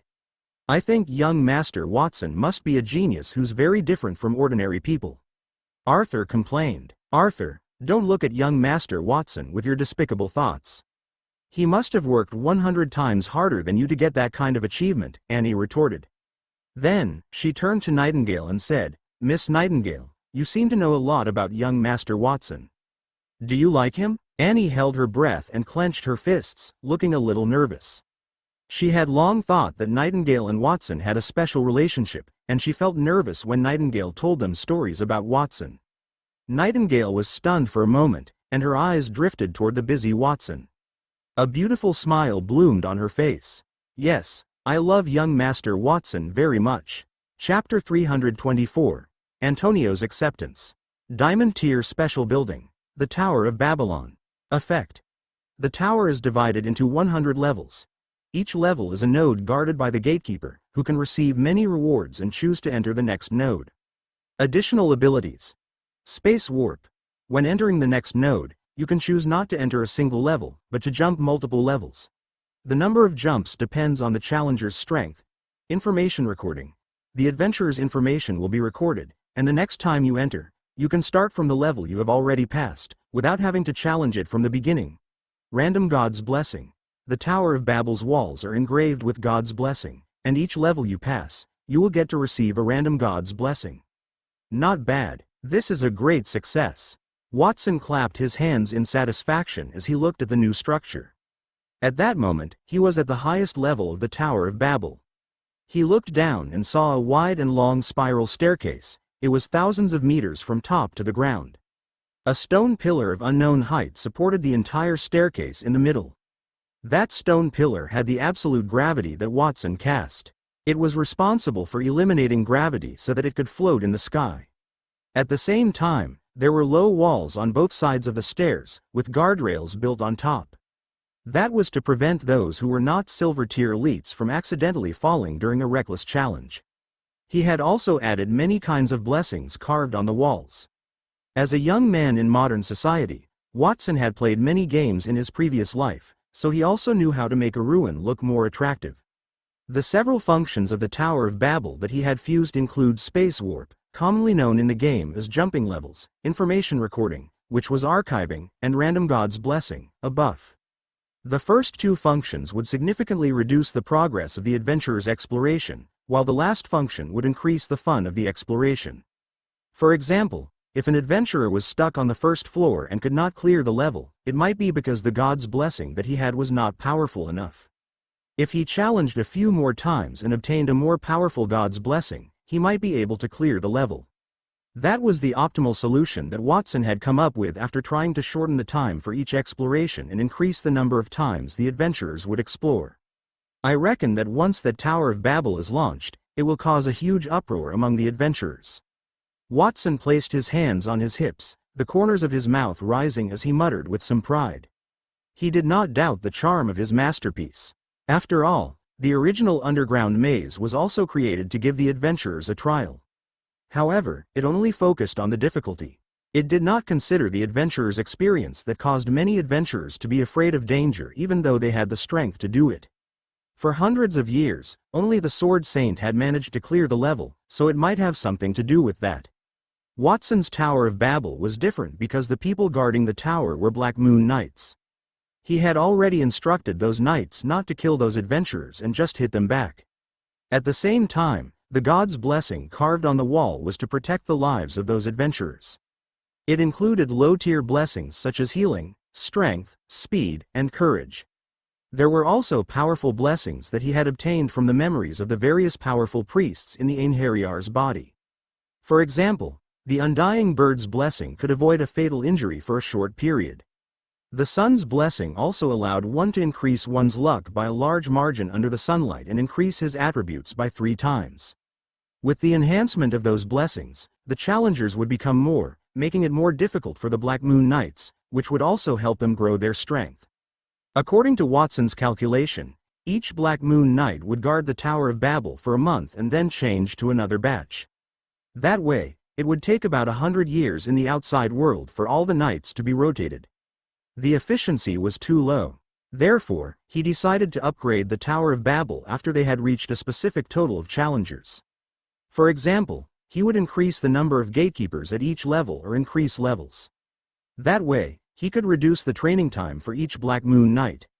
Besides those Black Moon Knights who were there to guard the Tower of Babel, the Black Moon Iron Knights on Mount Creation could not stay idle. After he built the Tower of Babel, he asked Nightingale to send the World Transformation Mirror to Mount Creation to help the people on Mount Creation cultivate it. In just a few years, Watson believed that the Black Moon Knights would be reborn. Master Antonio, aren't we here to see young Master Watson? You have tried repeatedly to pass the level to get the blessing from the wall. When can we see young Master Watson? Suddenly, a familiar voice came from under the spiral stairs. Watson looked down subconsciously and saw Denise accompanying Antonio as they walked up the stairs. Denise had placed her hands on her hip with a helpless expression while Antonio leaned on his walking stick. As they advanced, they fought against the Black Moon Knights that guarded each step. Naturally, the Black Moon Knights did not dare to attack Antonio with their full strength. Antonio was a Diamond Tier elite, so he managed to defeat those gatekeepers in a few moves. After defeating the enemy, Antonio did not advance. Instead, he took 2 steps backward and waited for the god's blessings on the wall to fall onto him, revealing a satisfied expression. Denise, don't rush me. I'll gather all the god's blessings on the wall right away. I've walked and gone through almost 100 steps and saw more than 1,000 kinds of blessings. When combined, some of those blessings will have a potent effect, and some of the effects are very ordinary. I'm planning to combine them into a set of the strongest blessings. Master Antonio, why are you so childish? Denise, you don't understand the joy of doing that. It's not following me, but you'll know when you walk up from the bottom. I need to speak to Watson privately, you can go down first. Antonio walked up the stairs, leaving Denise muttering in disbelief. I've been watching for a long time, and I don't feel anything. Will there be any changes if I try it? She hesitated, but she still walked down the stairs and prepared to try. Greetings, Master. Watson bowed his head at Antonio. Watson, you did well. I did not expect you to clear the ruin and even modified it. You even added God's blessings on the wall. It's really amazing. When I knew which blessing it was, I just had to clear the levels a few times. Antonio narrowed his eyes and stroked his non-existent beard. He said slowly, not to mention that one will receive a large number of rewards after clearing it. There's no doubt that this place will be filled with adventurers for some time. Master, you're too wise. Watson praised him from the bottom of his heart. He could make such a change because he knew what the future held, and Antonio could see the wonders of that tower at a glance. It was just as he had expected of the kingdom's greatest mage. "Watson, you did not disappoint me. Let's not talk about that tower. Let's talk about you. What did you gain from that tower? I didn't teach you the god's blessings. That's a priest's skill." Antonio straightened his back, and a diamond-tier aura spread from his body as he said that. That aura made Watson feel suffocated. At the same time, he also understood why his master was there, and it was to verify what he had gained in the underground maze. Watson's expression turned solemn when he understood his master's reasoning. Pieces of armor-shaped light appeared on his body, and the space behind him became distorted. Illusory, glowing arms wrapped around him as eyes appeared through the cracks. That vision stretched for more than 10 meters, and everything within that space became blurry. It was as if his body was covered with an invisible giant shell. The Einherjar's body was unleashing fully. What a powerful aura! It seems like you've gained quite a lot from that trip to the buried city. Come, Antonio exclaimed before he waved at Watson. Then I won't stand in ceremony with you, Master. Platinum tier God's blessing, activate. The God of Light's blessing, the God of Destruction's blessing, the God of Hunting's blessing, the God of Wind's blessing. Watson immediately added dozens of blessings to himself. Those blessings were formed from the memories of many priests in the Einherjar's body. Most of the priests who were there to challenge the underground maze were priests from the Holy Dragon Kingdom. However, there was no lack of elites from other countries. Those people believed in different gods. In addition, a god could have many kinds of authority, which resulted in Watson mastering dozens of God's blessings. After those blessings landed on his body, Watson's aura soared as if he had crossed the threshold of a diamond. The god's projections appeared behind him and filled his body with divine radiance. Before he could make a move, Antonio smiled. He cast a platinum-tier earth elemental spell tentatively. Super Black Hole. As he cast the spell, a massive black hole appeared above Watson's head. The distorted black gravity tried to absorb him. Boom! However, as he faced the terrifying spell above his head, Watson only stretched his fist outward and punched toward the top of his head. That punch seemed to contain tens of thousands of battle techniques, transforming into tens of thousands of different forms of fists.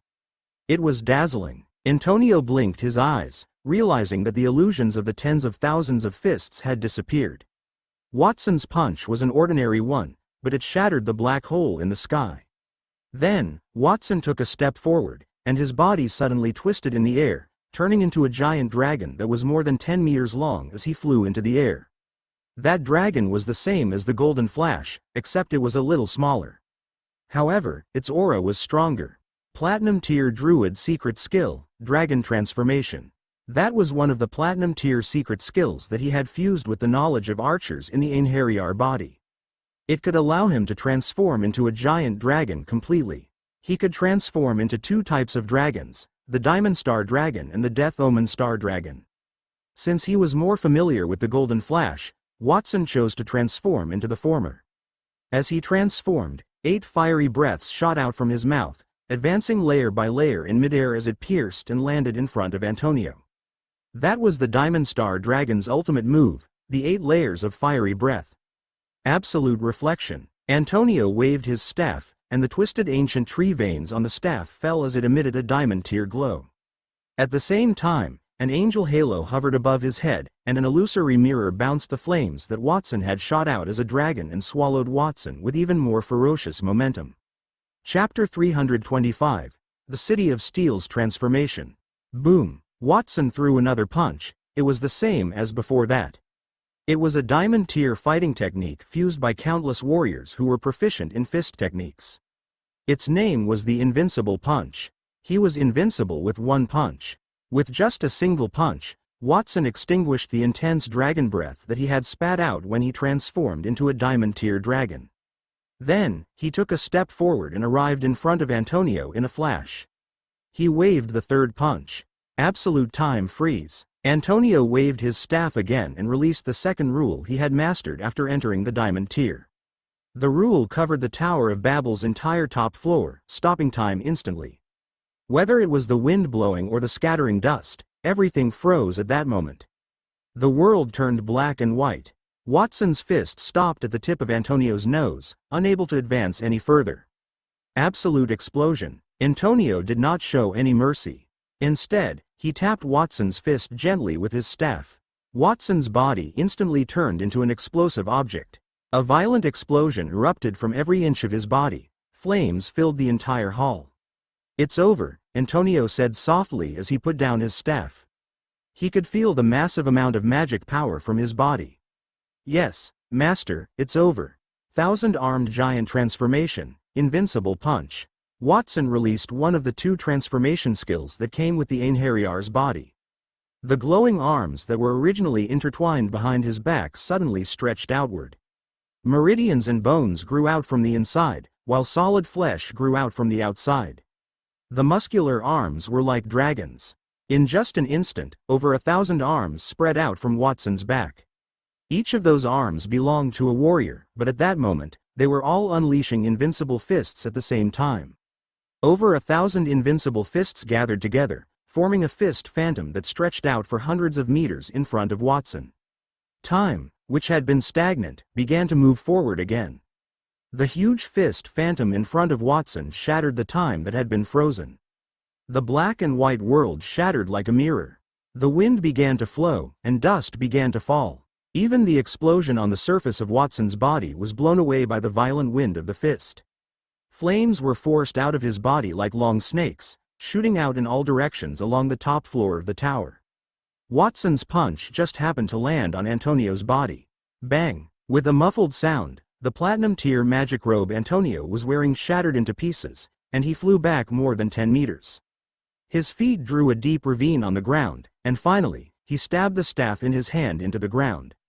Only then did he stop at the edge of the Tower of Babel, which covered hundreds of meters.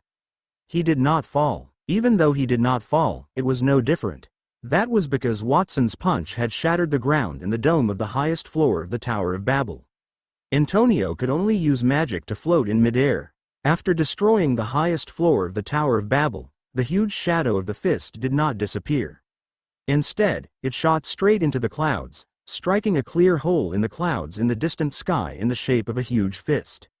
"Looks like I'll have to expend resources to repair the Tower of Babel later." Watson's face showed that he wanted to fight. He shook the thousands of arms on his back as he walked toward Antonio. At that moment, Antonio stopped him. "Wait a moment, Watson. I've already seen your results in the underground maze. You've done well. There's no need to continue fighting. But Master, I haven't displayed my full strength yet."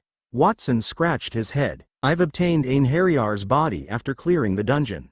What I've just shown you is the ability of the Einherjar's body in the field of priests and archers, as well as his attainments in the field of fighters boxing. I haven't shown you the skills of swordsmanship and mages yet. Similarly, I've only used the 1,000-hand giant with the transformation ability of the Einherjar's body, and I have yet to use the 100-eyed giant. The Einherjar's body contained the knowledge of over 1,000,000 challengers over hundreds of years." Watson, who had fused all of that knowledge, was now at the top of his class no matter which class he was in, not to mention when he was fighting against his clone. He had also fused a large number of diamond-tier rules, but he had not released those rules either. Understanding the details is an essential skill for an excellent teacher. Based on the strength you have shown so far, I have determined that your current strength is at the peak of the kingdom, and you are not far from the number 1 sword saint in the kingdom.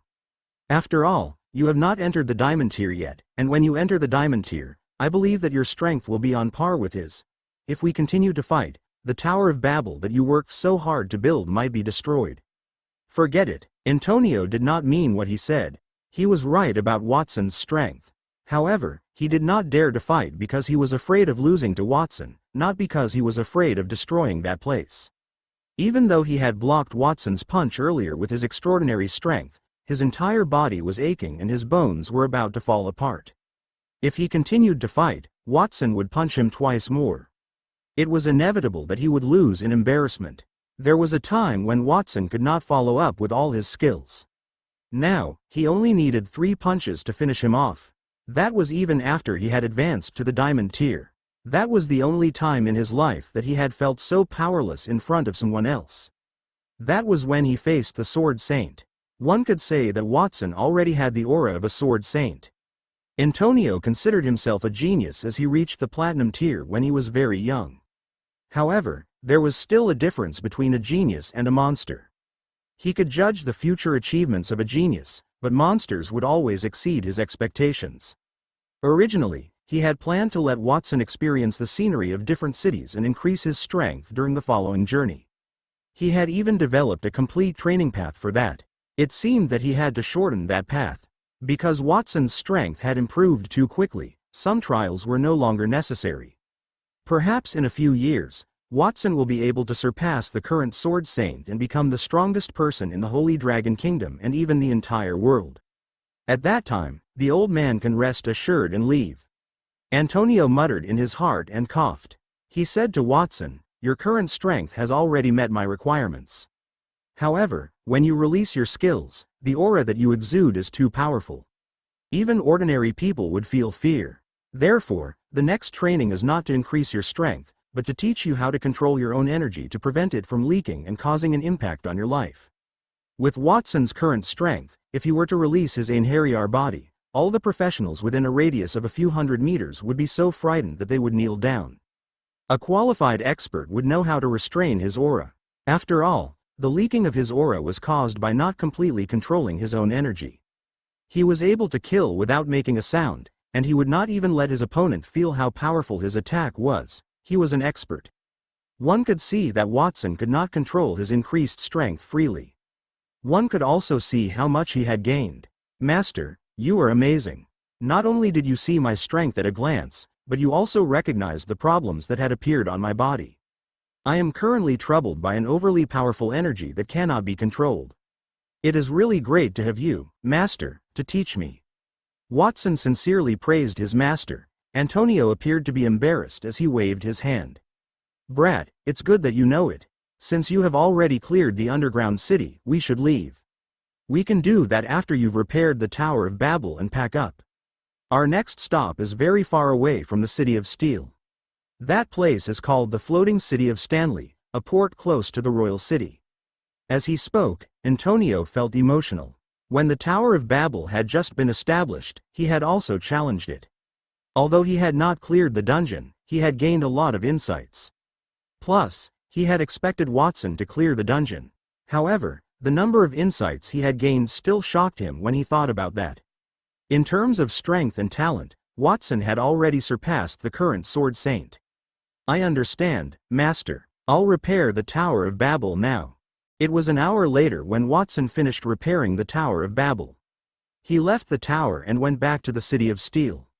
It was already evening. Even though the city was also known as the City of Adventurers, it was the first time Watson had seen so many adventurers on the streets.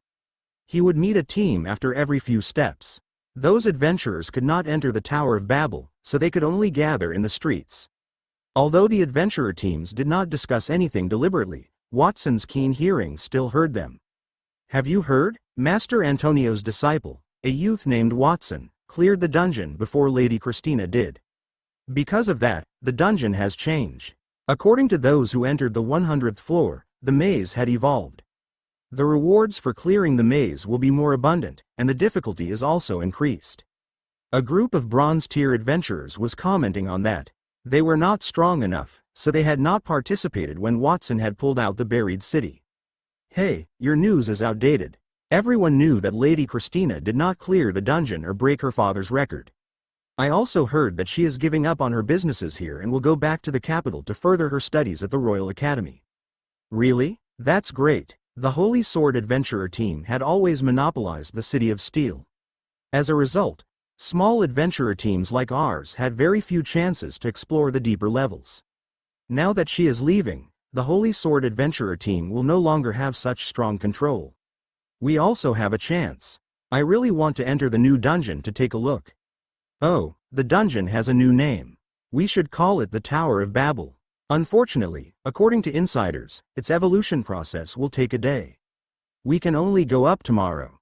The adventurers talked as they walked further away. Watson listened to the others talking about similar things, and a smile of regret and joy appeared on his face. Unfortunately, when the Tower of Babel causes a huge uproar in the City of Steel tomorrow, I'm afraid I would have already left. Chapter 326. The King's Spy. At the Holy Sword Adventurer team's office. Lady Swordmistress, are you sure you want to leave the Holy Sword Adventurer team and return to the royal city? Claude, who had bandages wrapped around his face, was kneeling on the ground with a reluctant expression. Many of the Holy Sword Adventurer team members stood behind him, and they all had the same expression. Yes, I have already packed my belongings. I will depart the city first thing tomorrow morning.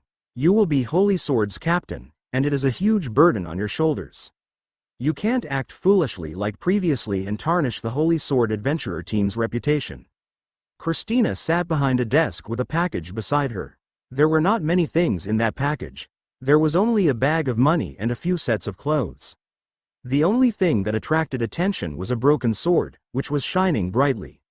Even though it was broken, it still gave off an extraordinary aura. It was the sky-severing blade. As she spoke, Christina subconsciously turned her head. Her gaze fell on the sky-severing blade beside her, and her eyes were filled with complicated emotions. That was the second time that her platinum-tier weapon had been broken. The sky-severing blade, known as the kingdom's strongest offensive weapon, had always been her symbol. She thought that the sword would accompany her to achieve supreme glory, but she finally understood how shallow her thoughts were. A true elite would not rely on weapons. The fact that her sword had been broken twice was proof of that. After she explored the underground city, she understood something important. The strength of an expert does not lie in external objects, but in their body and soul. From now on, I will work hard to become a true expert. She did not plan to reforge that sword. Instead, she chose to keep it by her side to alert herself constantly. Lady Swordmistress, according to the rumors, the underground maze has begun to evolve after they cleared it. The monster guarding the maze seems to be the Black Dragon, and some people even saw traces of an angel inside. Many people in the city believed that the legend originated from the ancient godly ruins. It had regained its vitality because someone had cleared it. Danger also means opportunity, but it is too bad that you are leaving, Lady Swordmistress. What a pity. What would the Holy Sword Adventurer team do without you? Opportunity is different for everyone. That new maze is meaningless to me. As for the Holy Sword Adventurer team, I believe in your ability, Claude. I know you will never tarnish the team's reputation. Christina comforted Claude softly as she looked at the other members behind him. Some of them averted their eyes guiltily.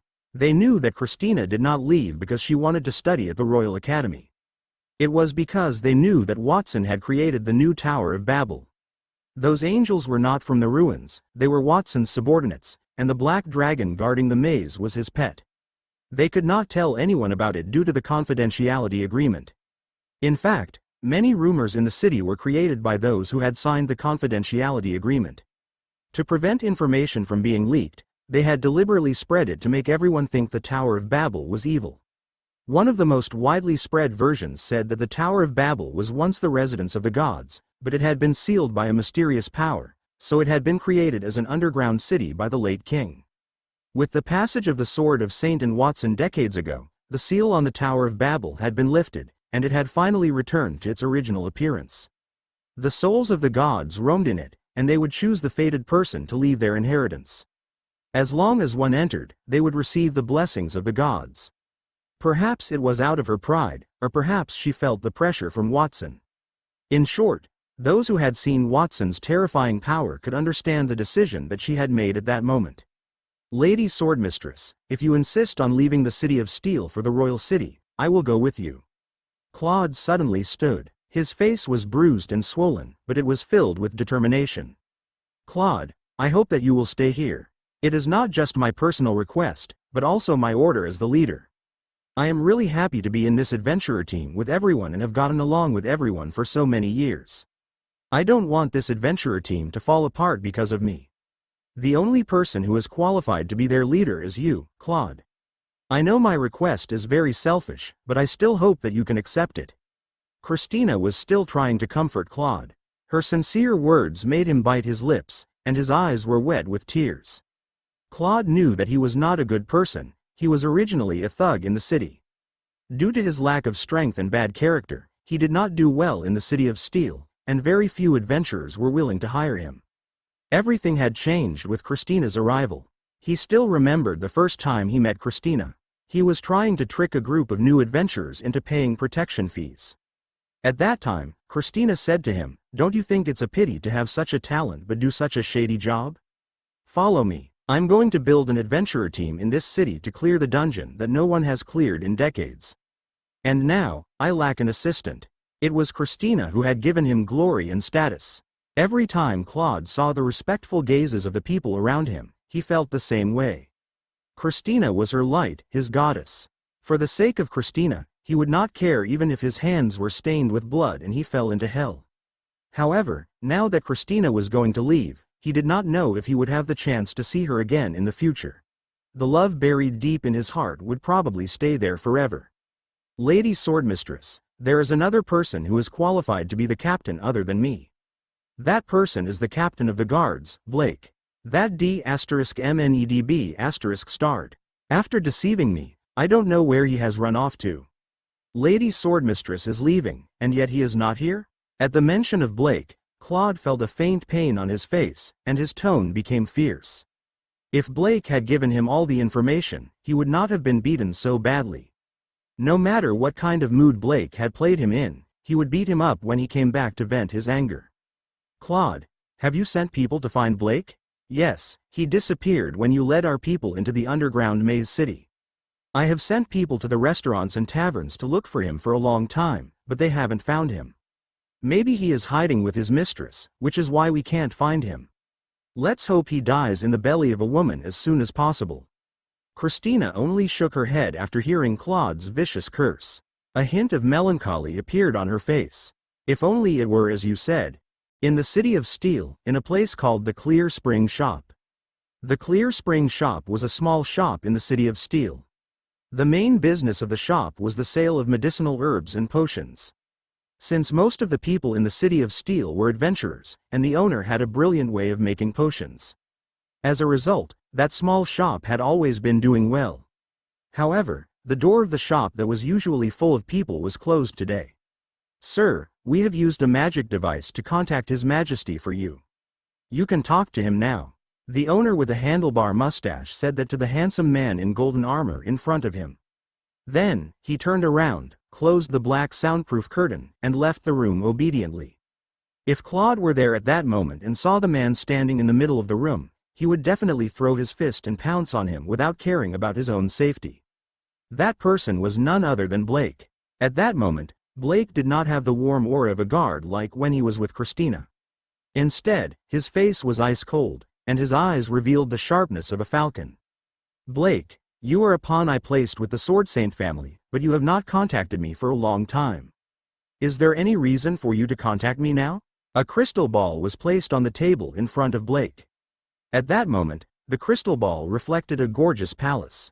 In it, a man in a long robe was enjoying a shoulder massage service from two beautiful maids with his back facing him. Your Majesty, I have something to report. I'm afraid that the Sword Mistress has uncovered my identity. Blake knelt in front of the crystal ball respectfully. His cold face was a little pale. I hope you won't blame me, Your Majesty. Oh, you were discovered? The voice of the man in the crystal ball paused. Blake had started to sweat. A youth named Watson suddenly appeared in the City of Steel. He withstood Lady Swordmistress's sword attack in the Adventurers Association and remained unscathed. I thought that this type of matter was very common. After that, Lady Swordmistress told me that that youth had at least platinum tier strength, and was stronger than her. At that time, I did not believe it, so I sent people to investigate. In the end, I discovered that the youth was from the border.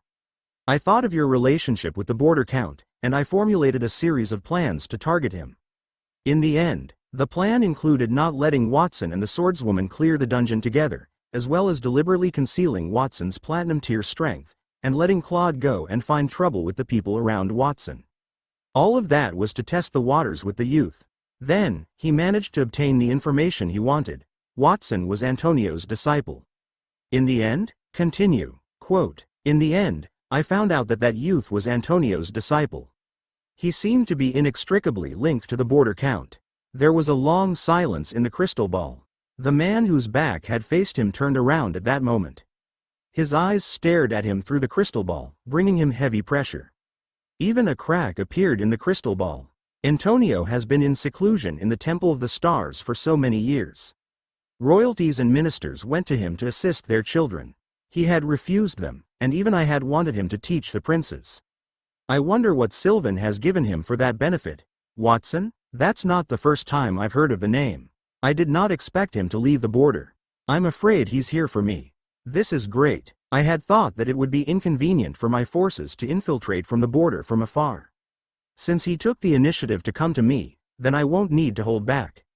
I might even be able to use this opportunity to catch a big fish. Halfway through his words, the man in the crystal ball suddenly changed the topic. Blake, there is only death when an intelligence officer's identity is exposed.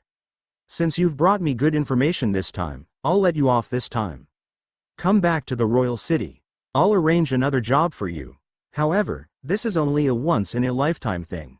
If there's a next time, you should kill yourself. Yes, Your Majesty. I am extremely grateful for your mercy. Blake bowed his head respectfully and let out a slight sigh of relief. Even though there was no sound from the crystal ball for a long time, he still did not dare to raise his head. Chapter 327, Fiery Tower of Babel. My lord, are you leaving now? Aren't you going to have a meal with me before you leave? I've received a lot of care and attention from you over the years. I have a batch of gold-tier herbs, and I've made them into medicinal wine. It can help to increase one's strength. The pharmacy owner escorted Blake to the back door and urged him to stay. Maybe next time. Blake looked up into the sky and was ready to push the door open and leave. A hint of melancholy flashed in his eyes. Perhaps there would not be a next time. He had been in the City of Steel for a few years. He was a captain who adored Christina. He often had conflicts with Claude, who also liked Christina, but that was to help his disguise. His real identity was the kingdom's assassin. There were many other assassins like him. Most of them were placed with various dukes and noblemen. They did not know each other, and each only had a few subordinates and a set of methods to contact the king. The shop owner was his subordinate. He was responsible for gathering intelligence and passing it to him. After that, he would carry out the mission. Usually, an assassin would have 1 or 2 secret informants working for him, and people would only answer to him. If the identity of the assassin were exposed, the informants would also be eliminated.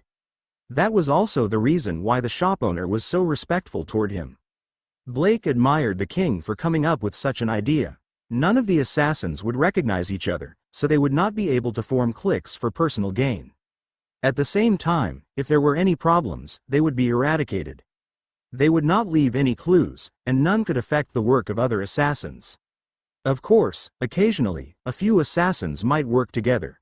In that case, then the king would arrange for them to meet. He had met a female assassin named Adele. At that time, he was carrying out a mission to infiltrate a noble's territory. Initially, he planned to have passers-by pretend to be his parents and let the bandits kill his parents in front of that noble to arouse their sympathy. Then, he would sneak in as a refugee. However, before his plan could be carried out, the nobleman was dead. When he arrived at the scene, he discovered that the man had died in Adele's arms in the bedroom. There was a stack of documents that proved his collusion with other countries. A few maids had also died in the same bedroom. Their deaths were very tragic. Their stomachs had been cut open, and their intestines and blood were scattered all over the floor. The strange thing was that the eyes of those dead people were wide open, and there was a hint of a happy smile on their lips. That was the first time he had seen another assassin, and they had left a deep impression on him. He did not know if the name of the female assassin named Adele was real or even if her appearance was genuine. At that time, he had been assigned to the City of Steel. He was in charge of infiltrating the Holy Sword adventurer team to monitor Christina. He did not know if it was because he did not complete the mission first, which led to that punishment. The mission was boring. With Lady Swordmistress's strength, I'm afraid that she might not be able to clear the dungeon in 10 or 20 years. His Majesty sent me to monitor her to clarify their clan's movements. However, I feel like I might have to spend the rest of my life in the City of Steel. At first, he was somewhat dissatisfied with staying in that small city. After all, that place was not as prosperous as the royal city. The women were not as beautiful, and the alcohol was not as good. However, after a long time, he had gotten used to it. It was just like how he had fallen in love with that woman after playing the role of Christina's suitor for a few years. Unfortunately, all of that would end on that day. He had used the person he liked to obtain information. Presumably, Christina had already discovered it. With a deep sigh, Blake pushed the shop's backyard door open. Just as he was about to step out, he suddenly froze. A familiar face had appeared in front of him outside the door. "Blake, I'm not in a good mood right now. You're the only person I can confide in the entire adventurer team. Do you want to go for a drink?" As he looked at the familiar face in front of him and heard the familiar tone, Blake's face twitched a few times before he calmed and smiled. "In that case, I'll do as you say, Lady Swordmistress." "Are you leaving, young Master Watson?" Annie's face was hesitant as she looked at Watson, who was gathering his belongings inside the Golden Quill Pavilion. "Yes, you know that my original intention was to go to the Royal Academy to study. I am merely traveling through the City of Steel," Watson explained as he tidied his clothes. "Young Master Watson, can't you stay? Why don't you bring us with you?" Clyde said. Even though he knew such a day would come eventually, he was also hesitant to part with them when he heard that. They had yet to conduct a proper excursion since forming an adventurer team with Watson and achieving Gold Tier. Plus, Watson had explored the underground maze by himself. Watson had clearly done so much for them, yet they had little to give him in return. That made them feel a little ashamed. "You don't have to bring us along, young Master Watson. I can be your servant, but your subordinates are angels, so I'm not sure." Ouch. Arthur was the one who spoke. Leon smacked him on the head before he could complete his sentence. "Great Master Watson, your humble servant, has just helped you administer a lesson to a disrespectful person," Leon said as he approached Watson and knelt respectfully with his arms wide open. "As your servant, I don't expect you to always keep me by your side.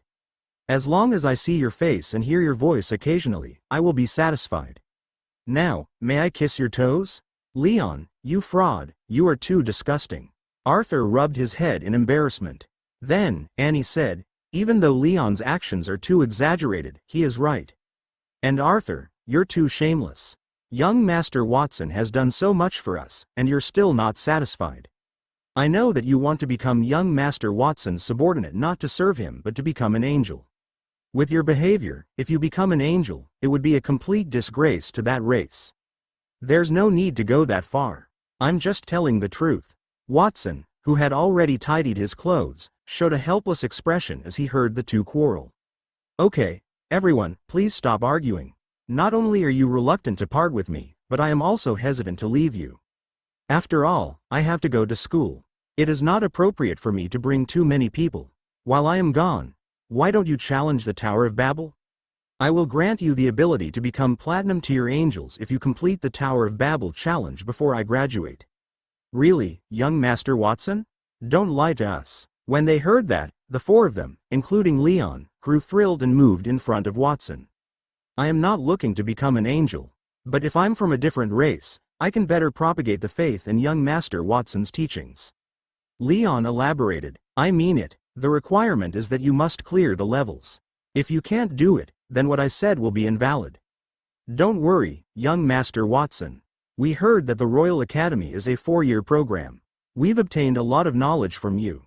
After we absorb it, it won't be difficult for us to clear the Tower of Babel in 4 years." The four of them began to study the Tower of Babel early in the morning as if they were on stimulants, striving to get a good result on the first day. Watson looked at them knowingly. He had confidence in them.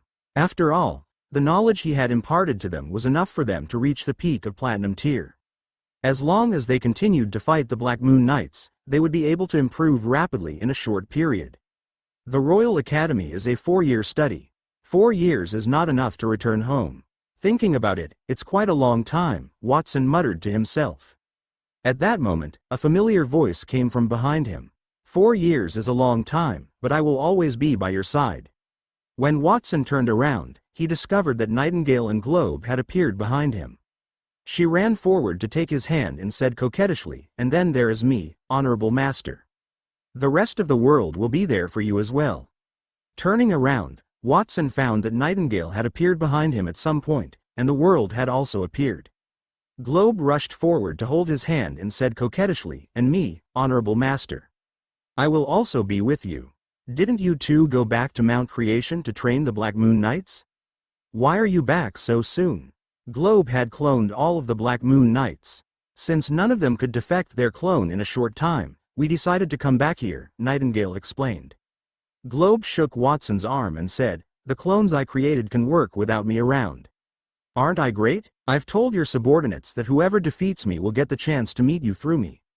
Now they're very energetic." Watson was speechless. The Black Moon Iron Knights might be full of energy, but he felt terrible. His head hurt when he thought how the Black Moon Knights would line up to meet him in the future. What's wrong with Annie and the other three? Why are they so happy? What happened when I returned to the mountain? After talking with Watson for a while, Nightingale realized that Annie and the other three were so happy that they almost jumped up and down. She was confused. Nothing. They just found their target, Watson said with a smile. Time passed quickly. The next morning, Watson, Antonio, Nightingale, and Denise put their luggage on the carriage.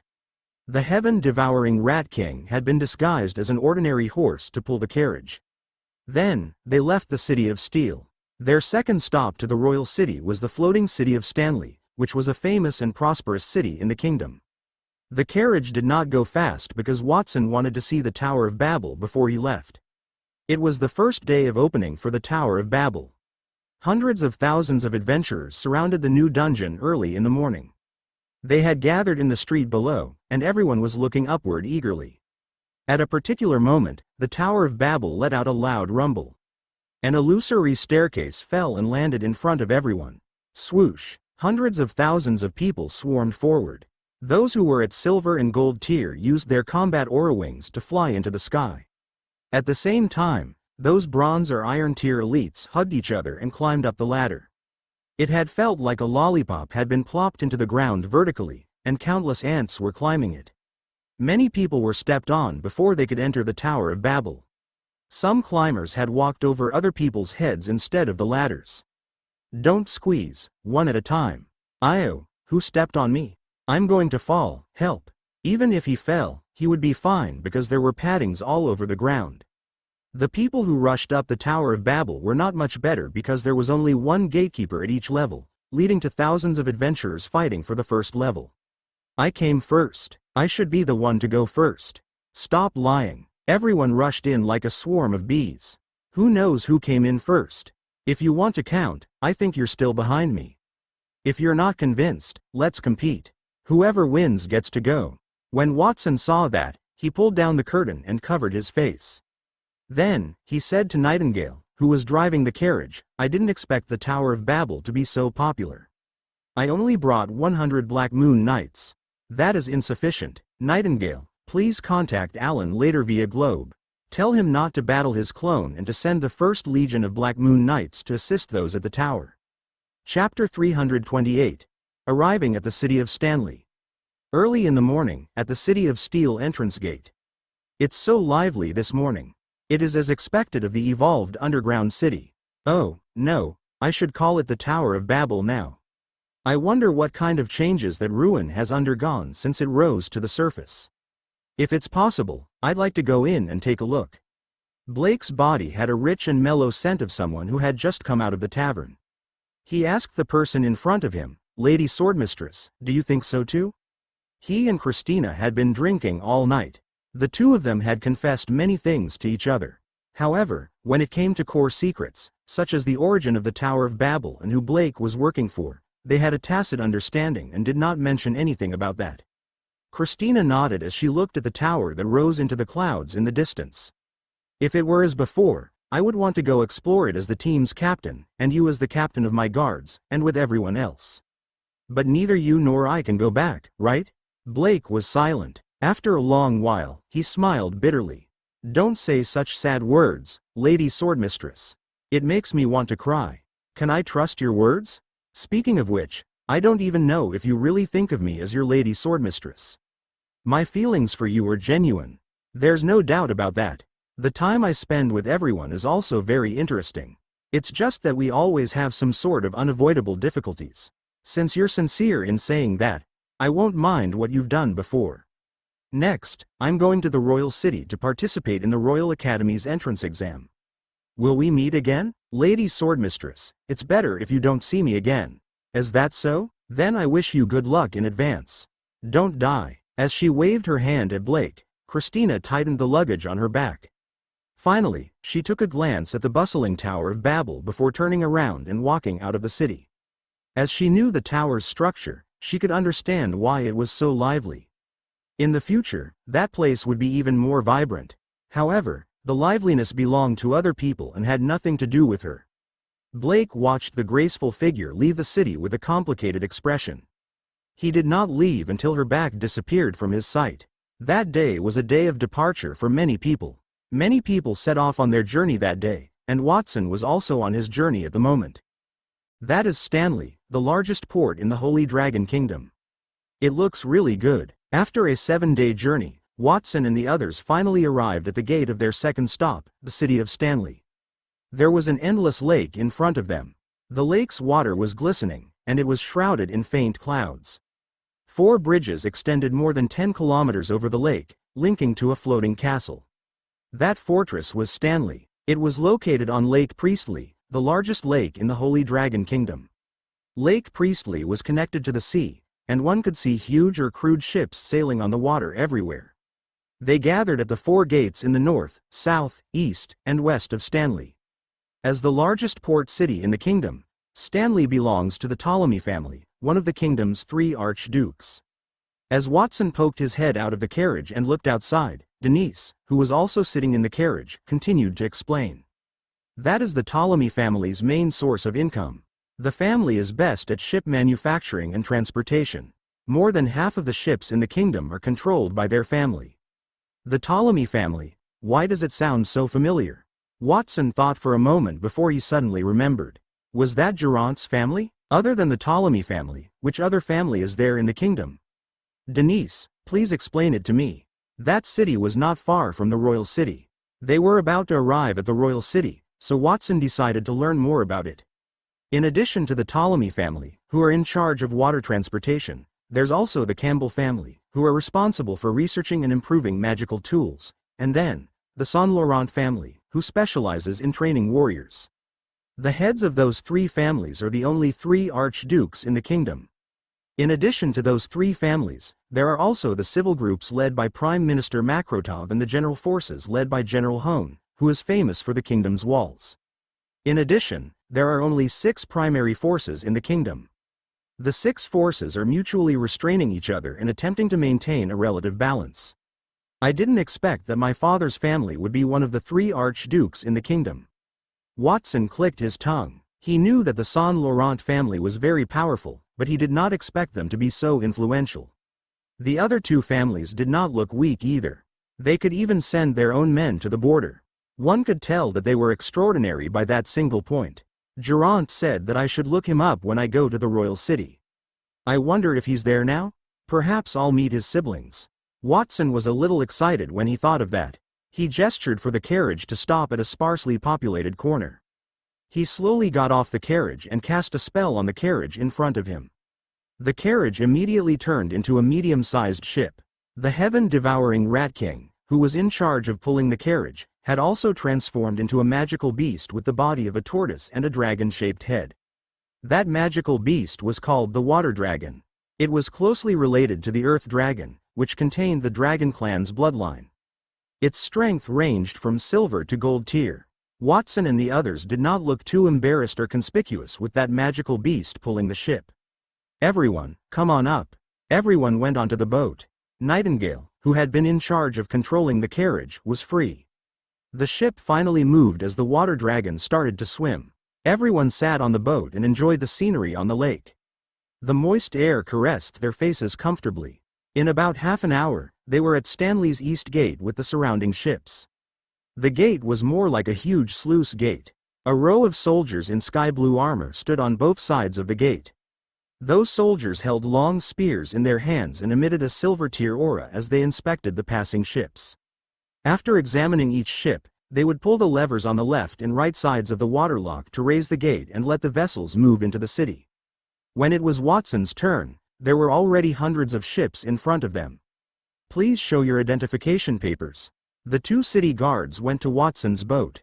They looked at the Water Dragon in front of the ship, turned their heads away, and stretched their hands outward. We are merchants from the border. Here are our papers. Watson retrieved 2 documents from his bag and handed them to the soldiers in front of him. Those papers were what he had used for his forces at the border. No one would be able to find anything wrong with them. As expected, after seeing his papers, the two soldiers said, "Let them pass." Just as they were about to open the city gates, something changed. A heavy horn blared from behind Watson.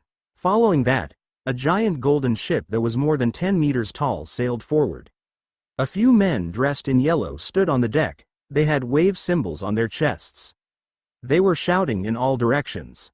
"The Ptolemy family's second young master has returned. Those who are idle should retreat. It's the Ptolemy family's prodigy. Why does he have to come at this time? Move aside, quickly. Don't let that ship touch you.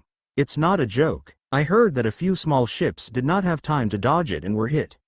We can't even find their bodies." Many of the boats behind Watson cried out in alarm as they slid to the sides, hearing the sounds emanating from the enormous ship behind them. Watson frowned. It sounded like the Ptolemy family's young master was not a good person. Even though he was not willing to tolerate such a person, it was better to avoid trouble. Watson ordered the heaven-devouring Rat King to increase the distance between the ships. "The young master is back? Quickly, open the city gate." The soldiers did not bother to check the passages of the ships around them. They began to shake the levers to raise the city gate. Then, they knelt on one knee and bowed their heads toward the ship about to enter the city gate. Everyone was watching that scene, including Watson. As the ship got closer, he saw a rocking chair on the bow. A skinny young man was leaning against the chair. Behind him stood 4 scantily dressed young girls who were fanning themselves with feather fans. As they fanned themselves, they asked, "Young Master Casey, is this okay?" "Not bad. It would be even better if you used a little more strength." Young Master Casey seemed to be in a good mood.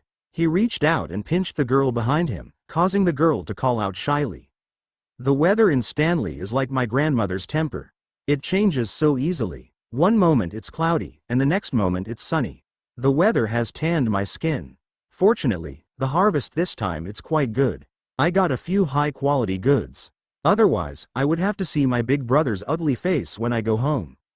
Casey gently swayed in the rocking chair. His palm rubbed the girl's smooth thigh, and his eyes glanced around her figure. The Ptolemy family's second young master was only 16 years old that year, and he had an elder brother who was close to 30 years old. The main branch of the Ptolemy family had 3 young masters and a young miss, and one of them would be named head of the family. Since his younger sister, Lana, was only 14 years old and was a girl, the main competitors were him and his eldest brother. "If I can sell this batch of goods, I can earn at least 100,000 gold coins. This way, my profit this quarter will surpass his. I really want to see him blow his beard," Casey muttered inwardly. His gaze swept across the small boats, admiring the reverence that everyone showed him. That made him very happy. He enjoyed the feeling of power. As long as he had power, he could enjoy it unscrupulously. Many people in the city called him a playboy or the Ptolemy family's prodigal son because he had done many bad things over the years.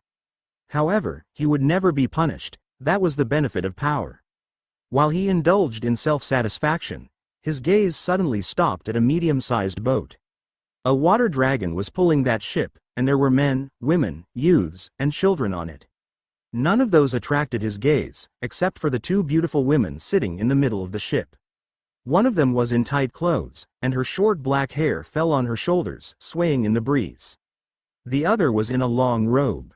There were fine scales on her face that symbolized the flame elves, and her pupils were golden. The 2 women looked different, but they were both extremely beautiful. Furthermore, there was no fear in their eyes when they looked at him. Instead, there was a hint of disapproval that made Casey lick his lips involuntarily. "You're not afraid of me? You must be a merchant from another city. Interesting." He seemed to have thought of something, and a playful look appeared in his eyes. He waved his hand to the people below.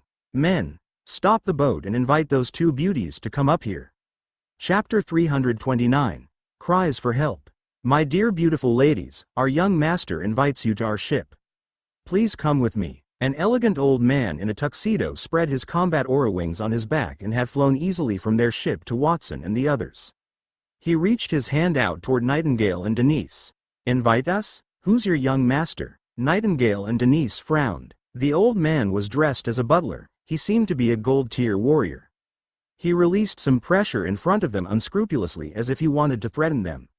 However, the gold-tier pressure was nothing to them. They did not feel anything at all. However, they were disgusted with the other party. Our young master is. The old man seemed to be a little surprised. Why were those two women still unmoved in the presence of an elite like him? Just as he was about to explain, a young man with light yellow hair popped out of the large ship docked behind him. The young man was in a gorgeous blue robe. The cuffs of the robe and its hem were decorated with a pendant in the shape of a water droplet. With one look, one could tell that it was high-quality jade. Hey, beauties. It looks like you've arrived in the floating city of Stanley from somewhere else. Let me introduce myself. My name is Casey Ptolemy. As the city's owner, I sincerely invite you to come onto my ship and taste some fine wine with me. At the same time, I will give you a proper introduction to the city. What do you think? Oh, no, those two beauties have caught Casey's eye. The Ptolemy family's second young master likes to play with women. Furthermore, he has some special fetishes. Very few women could survive his boat. Even if they did, they would have still suffered some kind of physical injury. He has his family's backing, so no one dared to do anything to him. It seems that those two young ladies will also face the same fate. What a pity. Those two young ladies are gorgeous. They could hear faint discussions from the nearby ships. Everyone looked at Casey with a strange expression. That so-called young master is a B***starred who likes to toy with girls. Miss, our young master is sincere in his invitation. If you refuse, it means that you don't respect him, which means you are disrespecting the Ptolemy family. This is the floating city of Stanley. If you offend the Ptolemy family, it will be difficult for you to walk out of that gate. Are you sure you don't want to reconsider? The old man's aura grew stronger, and his voice gradually became low. The sea shifted in time with the old man's words, creating tremendous waves several meters high that threatened to capsize Watson's boat at any minute. Paul, don't be disrespectful to my guests. Casey had unknowingly walked down the stairs that hung from the big ship. The four girls behind him quickly caught up and laid a red carpet under Casey's feet, allowing him to step on the red carpet steadily. Then, they reached Watson's ship. Everyone, I sincerely invite you to board my ship. There aren't many people that I can invite onto my ship in the entire city. You should feel proud. Have you seen the wine glass in my hand? Casey shook the goblet in his hand. Scarlet wine swirled in it. This is a high-tier 12-year-old wine from the kingdom's Raphael winery. There are also some delicious snacks on my ship. Looking at your travel-worn appearance, you must have been exhausted. You probably have not eaten for the entire morning either. Let me do my part as a host and bring you something good to eat. How about that, especially since you have a child on board? I'm a kind-hearted person, and I don't like to see children suffering. Nightingale and Denise did not speak but secretly clenched their fists and looked at Watson. That noble young master in front of them was too reckless. He had dared to speak to Watson like that. If he knew Watson's true strength, he would probably be so scared that he would wet his pants. They were waiting for Watson's order, and as soon as he gave it, they would immediately push the annoying man into the water. You are too kind, Sister Nightingale. Sister Denise, let's go to his ship. Watson turned around with a shy expression and smiled. If that is what you wish, young Master Watson. Denise and Nightingale unclenched their fists. They chose to cooperate since they knew Watson only pretended to be young. He did not want to expose his real strength. After all, they were all platinum and diamond tier elites. Casey would be the unlucky one in such circumstances, no matter what he did. Casey's eyes fluttered when he saw Watson's cooperation. He stroked the young man's head. He is such a good kid. Let's not waste time, then. Let's go. Casey turned around and stretched his hand outward. A young girl handed him a handkerchief and wiped his hands. Her eyes were filled with pity as she looked at Watson and the others. Watson narrowed his eyes when he saw Casey's actions. However, he pretended nothing had happened and brought the three people beside him onto the ship. Their own ship was stopped at the side. Oh, no, those foreigners don't know about Casey's reputation. They dared to go up to him. I hope that Casey will be merciful this time and let them go. After Casey left, the people on the surrounding ships shook their heads. The discussion had become louder, and their words were filled with an unbearable tone. On the ship, take the child and the man to a room in the middle of the ship. give him some fruits and snacks. As for those two ladies, give them a bath and change their clothes first, then bring them to my room later. After they were on the ship, Casey no longer maintained his pleasant expression. Instead, he appeared a little impatient. After he swept his eyes over Nightingale and Denise greedily, he licked his lips and returned to the cabin with a smile. Ladies, please follow me. A young girl gestured to the young women. Young Master Watson, wait for us. You can do whatever you want later. Just don't kill him. After all, he's a member of the Ptolemy family. A young master's death could cause too much sensation. Watson's face was beaming with a brilliant smile, but his words made people shudder. The Ptolemy family's second young master had dared to attack his family members, which offended him. It was already merciful of him not to kill him on the spot. As long as they did not kill him, he did not care about anything else. Master, let's take a walk on the ship. He had said those words in a low voice, so the servants who took Nightingale and Denise could not hear him. Then, the old man appeared again. He said, let me take you around the ship. This ship is a magical ship produced by the Ptolemy family. It is gold tier. It has a magical protective shield and also 6 wings. Usually, those wings are hidden at the bottom of the ship. When there is a storm, the wings will extend outward and turn into bird-like wings, allowing the ship to fly freely in the air. Master, if we want to avoid the storm, don't you think it's not safe to grow wings and fly in the sky? Since there are still storms and lightning in the sky, we might as well draw a layer of diving magic on the hull to allow it to sail underwater. His Einherjar's body had a lot of knowledge, and it included information about shipbuilding. So, Watson had asked that after he heard the old man's explanation. Watson, your idea is not bad. Letting the ship go underwater is something that no shipbuilding family has ever thought of. However, there is a problem. How do you ensure that the ship will not leak when it is submerged? Furthermore, there will be all kinds of aquatic monsters underwater. We can strengthen the hull, such as using steel and other things. Watson did not know how to use the information in the Einherjar's body, but he knew of something similar in his previous life, a submarine. Hey, you two. The old man's mouth was dry as he explained to them. He had wanted to see Watson and Watson's surprised and amazed gazes, but he realized that they did not listen to him. He was a little angry. Go ahead, we're listening, Watson replied casually. The old man cleared his throat. This ship is a magical ship produced by the Ptolemy family. It is gold tier. It has a magical protective shield and also 6 wings. Master, you said that you brought me to the floating city for the next trial. But I don't feel like there's anything here that can increase my strength. That's where you're wrong. You should know that the floating city can sit on the surface of the water without any source of magic power. Do you know why? Because the floating city has one of the best platinum tier tools in the kingdoms. It's called the Sea God's Trident. It was rumored to be from ancient times, and it has the power to control the sea, including its creatures. The next trial has something to do with that. I'll tell you the details when the time comes. Hey, you two, are you listening to me? Veins appeared on the old man's forehead. Watson kept saying that he wanted him to continue, but he was not clearly not listening. Sorry, I was distracted. Why don't you tell us again what happened to that ship? Are they still talking? FCK them. The old butler was so angry that his white beard fluttered in the wind. He turned around and left. The two of you can continue to chat here. I'll go prepare some snacks for you. Even though he was polite, the old man had already thought of Watson and Antonio as 2 dead people. Young Master Casey would trample those 2 idiots soon, and they were still chatting leisurely about underwater ships. What a joke. After the young master had enjoyed those 2 girls, he would kill those 2 idiots and throw them into the lake. When the old man left, Watson's expression changed from innocence to calmness. He said, Master, I heard a faint cry for help coming from the bottom of the ship. It seems that someone is being held there. Please keep an eye out for me. I'll go down and take a look. He boarded the ship because he did not want to expose his strength and because he heard someone screaming for help. However, the cry for help was too faint for him to hear clearly, even with his strength.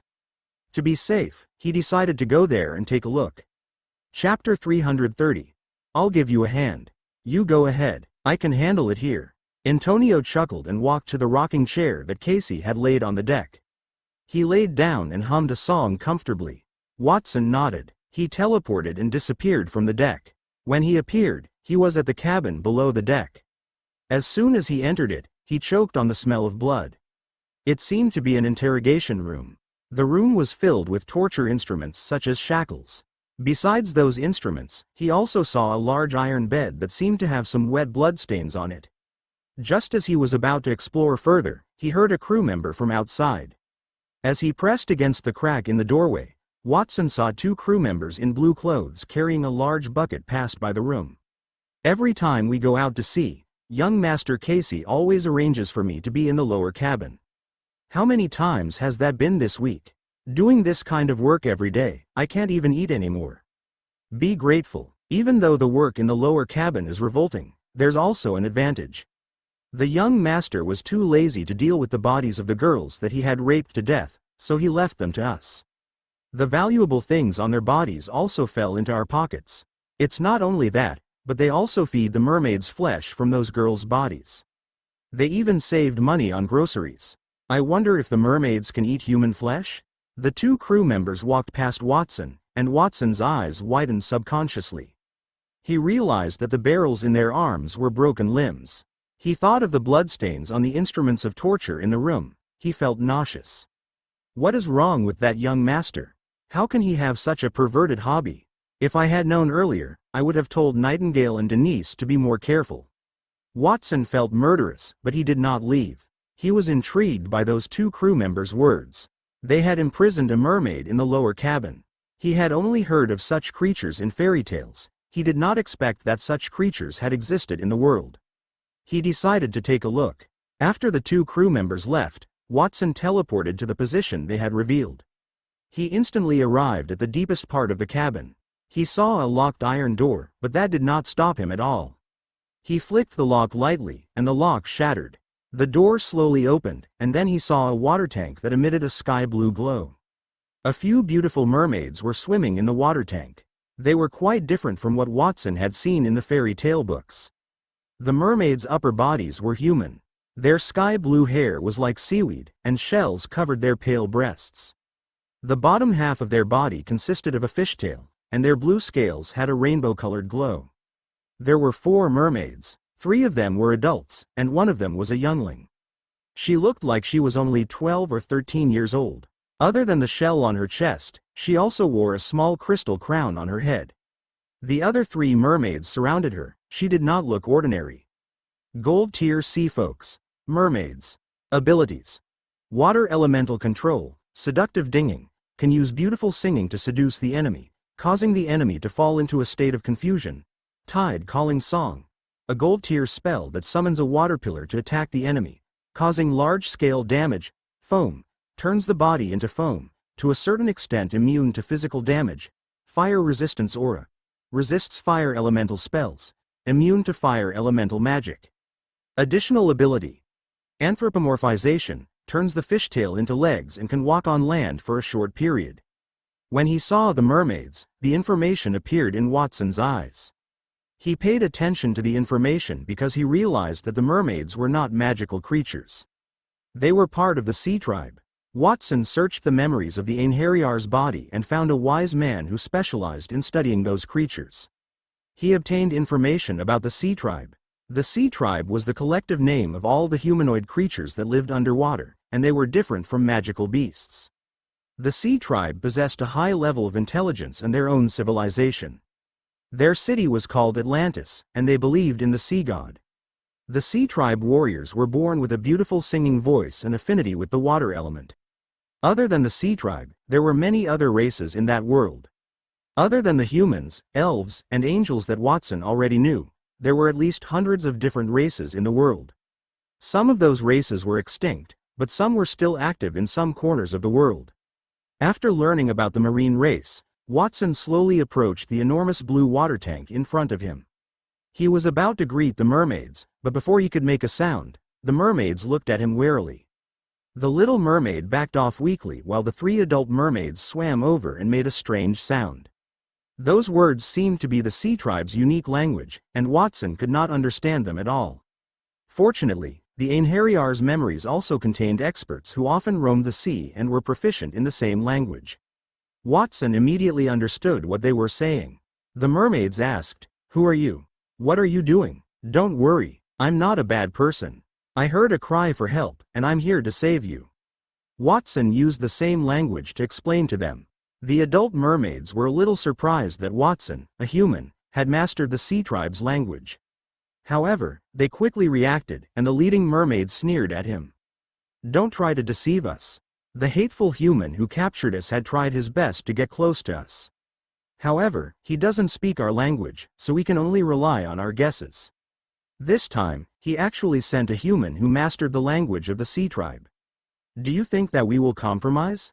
To us, you humans are executioners covered in blood. Go back and tell your master that he has captured the Pearl of the Sea, the mother of the sea's youngest daughter, Princess Alice. Sooner or later, he will receive the punishment he deserves. You've misunderstood me. I have nothing to do with the owner of this ship. In fact, he had captured me." Watson raised his hands to show that he was not hostile as he approached the tank slowly. "Stop, don't come any closer. Otherwise, don't blame us for not being polite." One of the adult mermaids was angered by Watson's actions. A sharp song came out of her mouth, and the entire water tank in the room shook. The ear-piercing sound was meant to lead people into the violent sea. The water in the water tank immediately boiled. A thick water arrow shot out from all directions toward Watson. That was the mermaid's song of summoning the tide. Faced with that gold tier spell, Watson put his hand down helplessly and blew in front of him. Platinum tier spell, absolute zero. Crack, crack, crack. The water arrow immediately froze in midair. Pure white ice spread along the water arrow and instantly arrived above the water tank. It formed a layer of ice on top and sealed the entire water tank inside. The surface became extremely cold, and it caused the mermaids to shiver uncontrollably. They stared at the water with their beautiful eyes. "A platinum tier spell? You're a platinum tier mage. How could that hateful human invite such a powerful existence?" The sea folks were beautiful creatures with a unique fishtail. Some of the noblemen had special fetishes about them. Therefore, the sea folk girls were often sold as slaves in the human community. Just like how humans love the sea folks, the marine creatures also had a certain understanding of humans. They were very clear about the position of platinum tier elites in the human community. "I've already said that I'm not on the same side as the people on this ship. Otherwise, with my strength, if I wanted to do anything to you, you would not be able to resist me. Perhaps you're deliberately using your powerful strength to lure us and force us to yield? If you continue to approach us, we'll protect Princess Alice with our lives." The three adult mermaids were still in disbelief. Just as they were about to attack Watson again, the youngest mermaid they had been protecting behind them suddenly swam forward. "Everyone, don't be nervous. I sense that the human in front of us does not mean us harm. Princess Alice, why are you swimming forward? Get back. If that human casts another terrifying spell, we might not be able to protect you." "That's right, we can't trust humans. Some of our compatriots believe their words easily. That's why they were captured and sold, becoming those detestable people's playthings." The mermaids spoke, one after another, but the little mermaid ignored them. She swam to the edge of the water tank and stuck her face to the transparent wall. Her big blue round eyes were filled with curiosity. "My name is Alice. What's your name? You said you wanted to save us. What are you going to do? This water tank is special.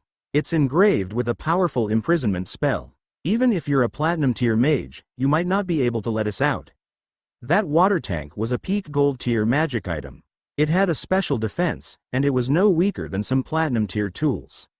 With such a powerful defense, it prevented the mermaids from escaping.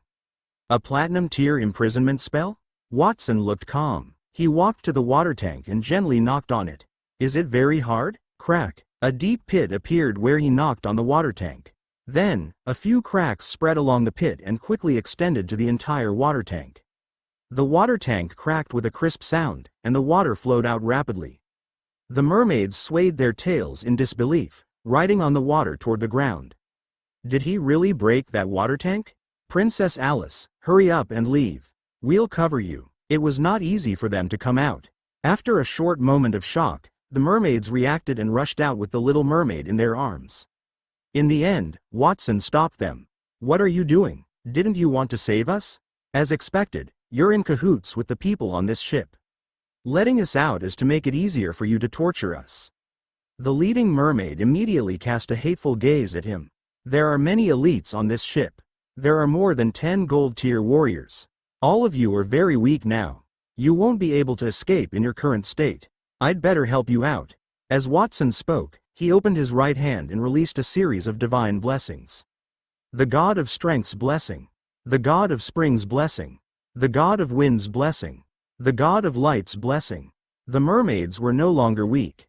Instead, the scales on their tails began to glow with divine radiance, becoming even stronger than when they were at their peak.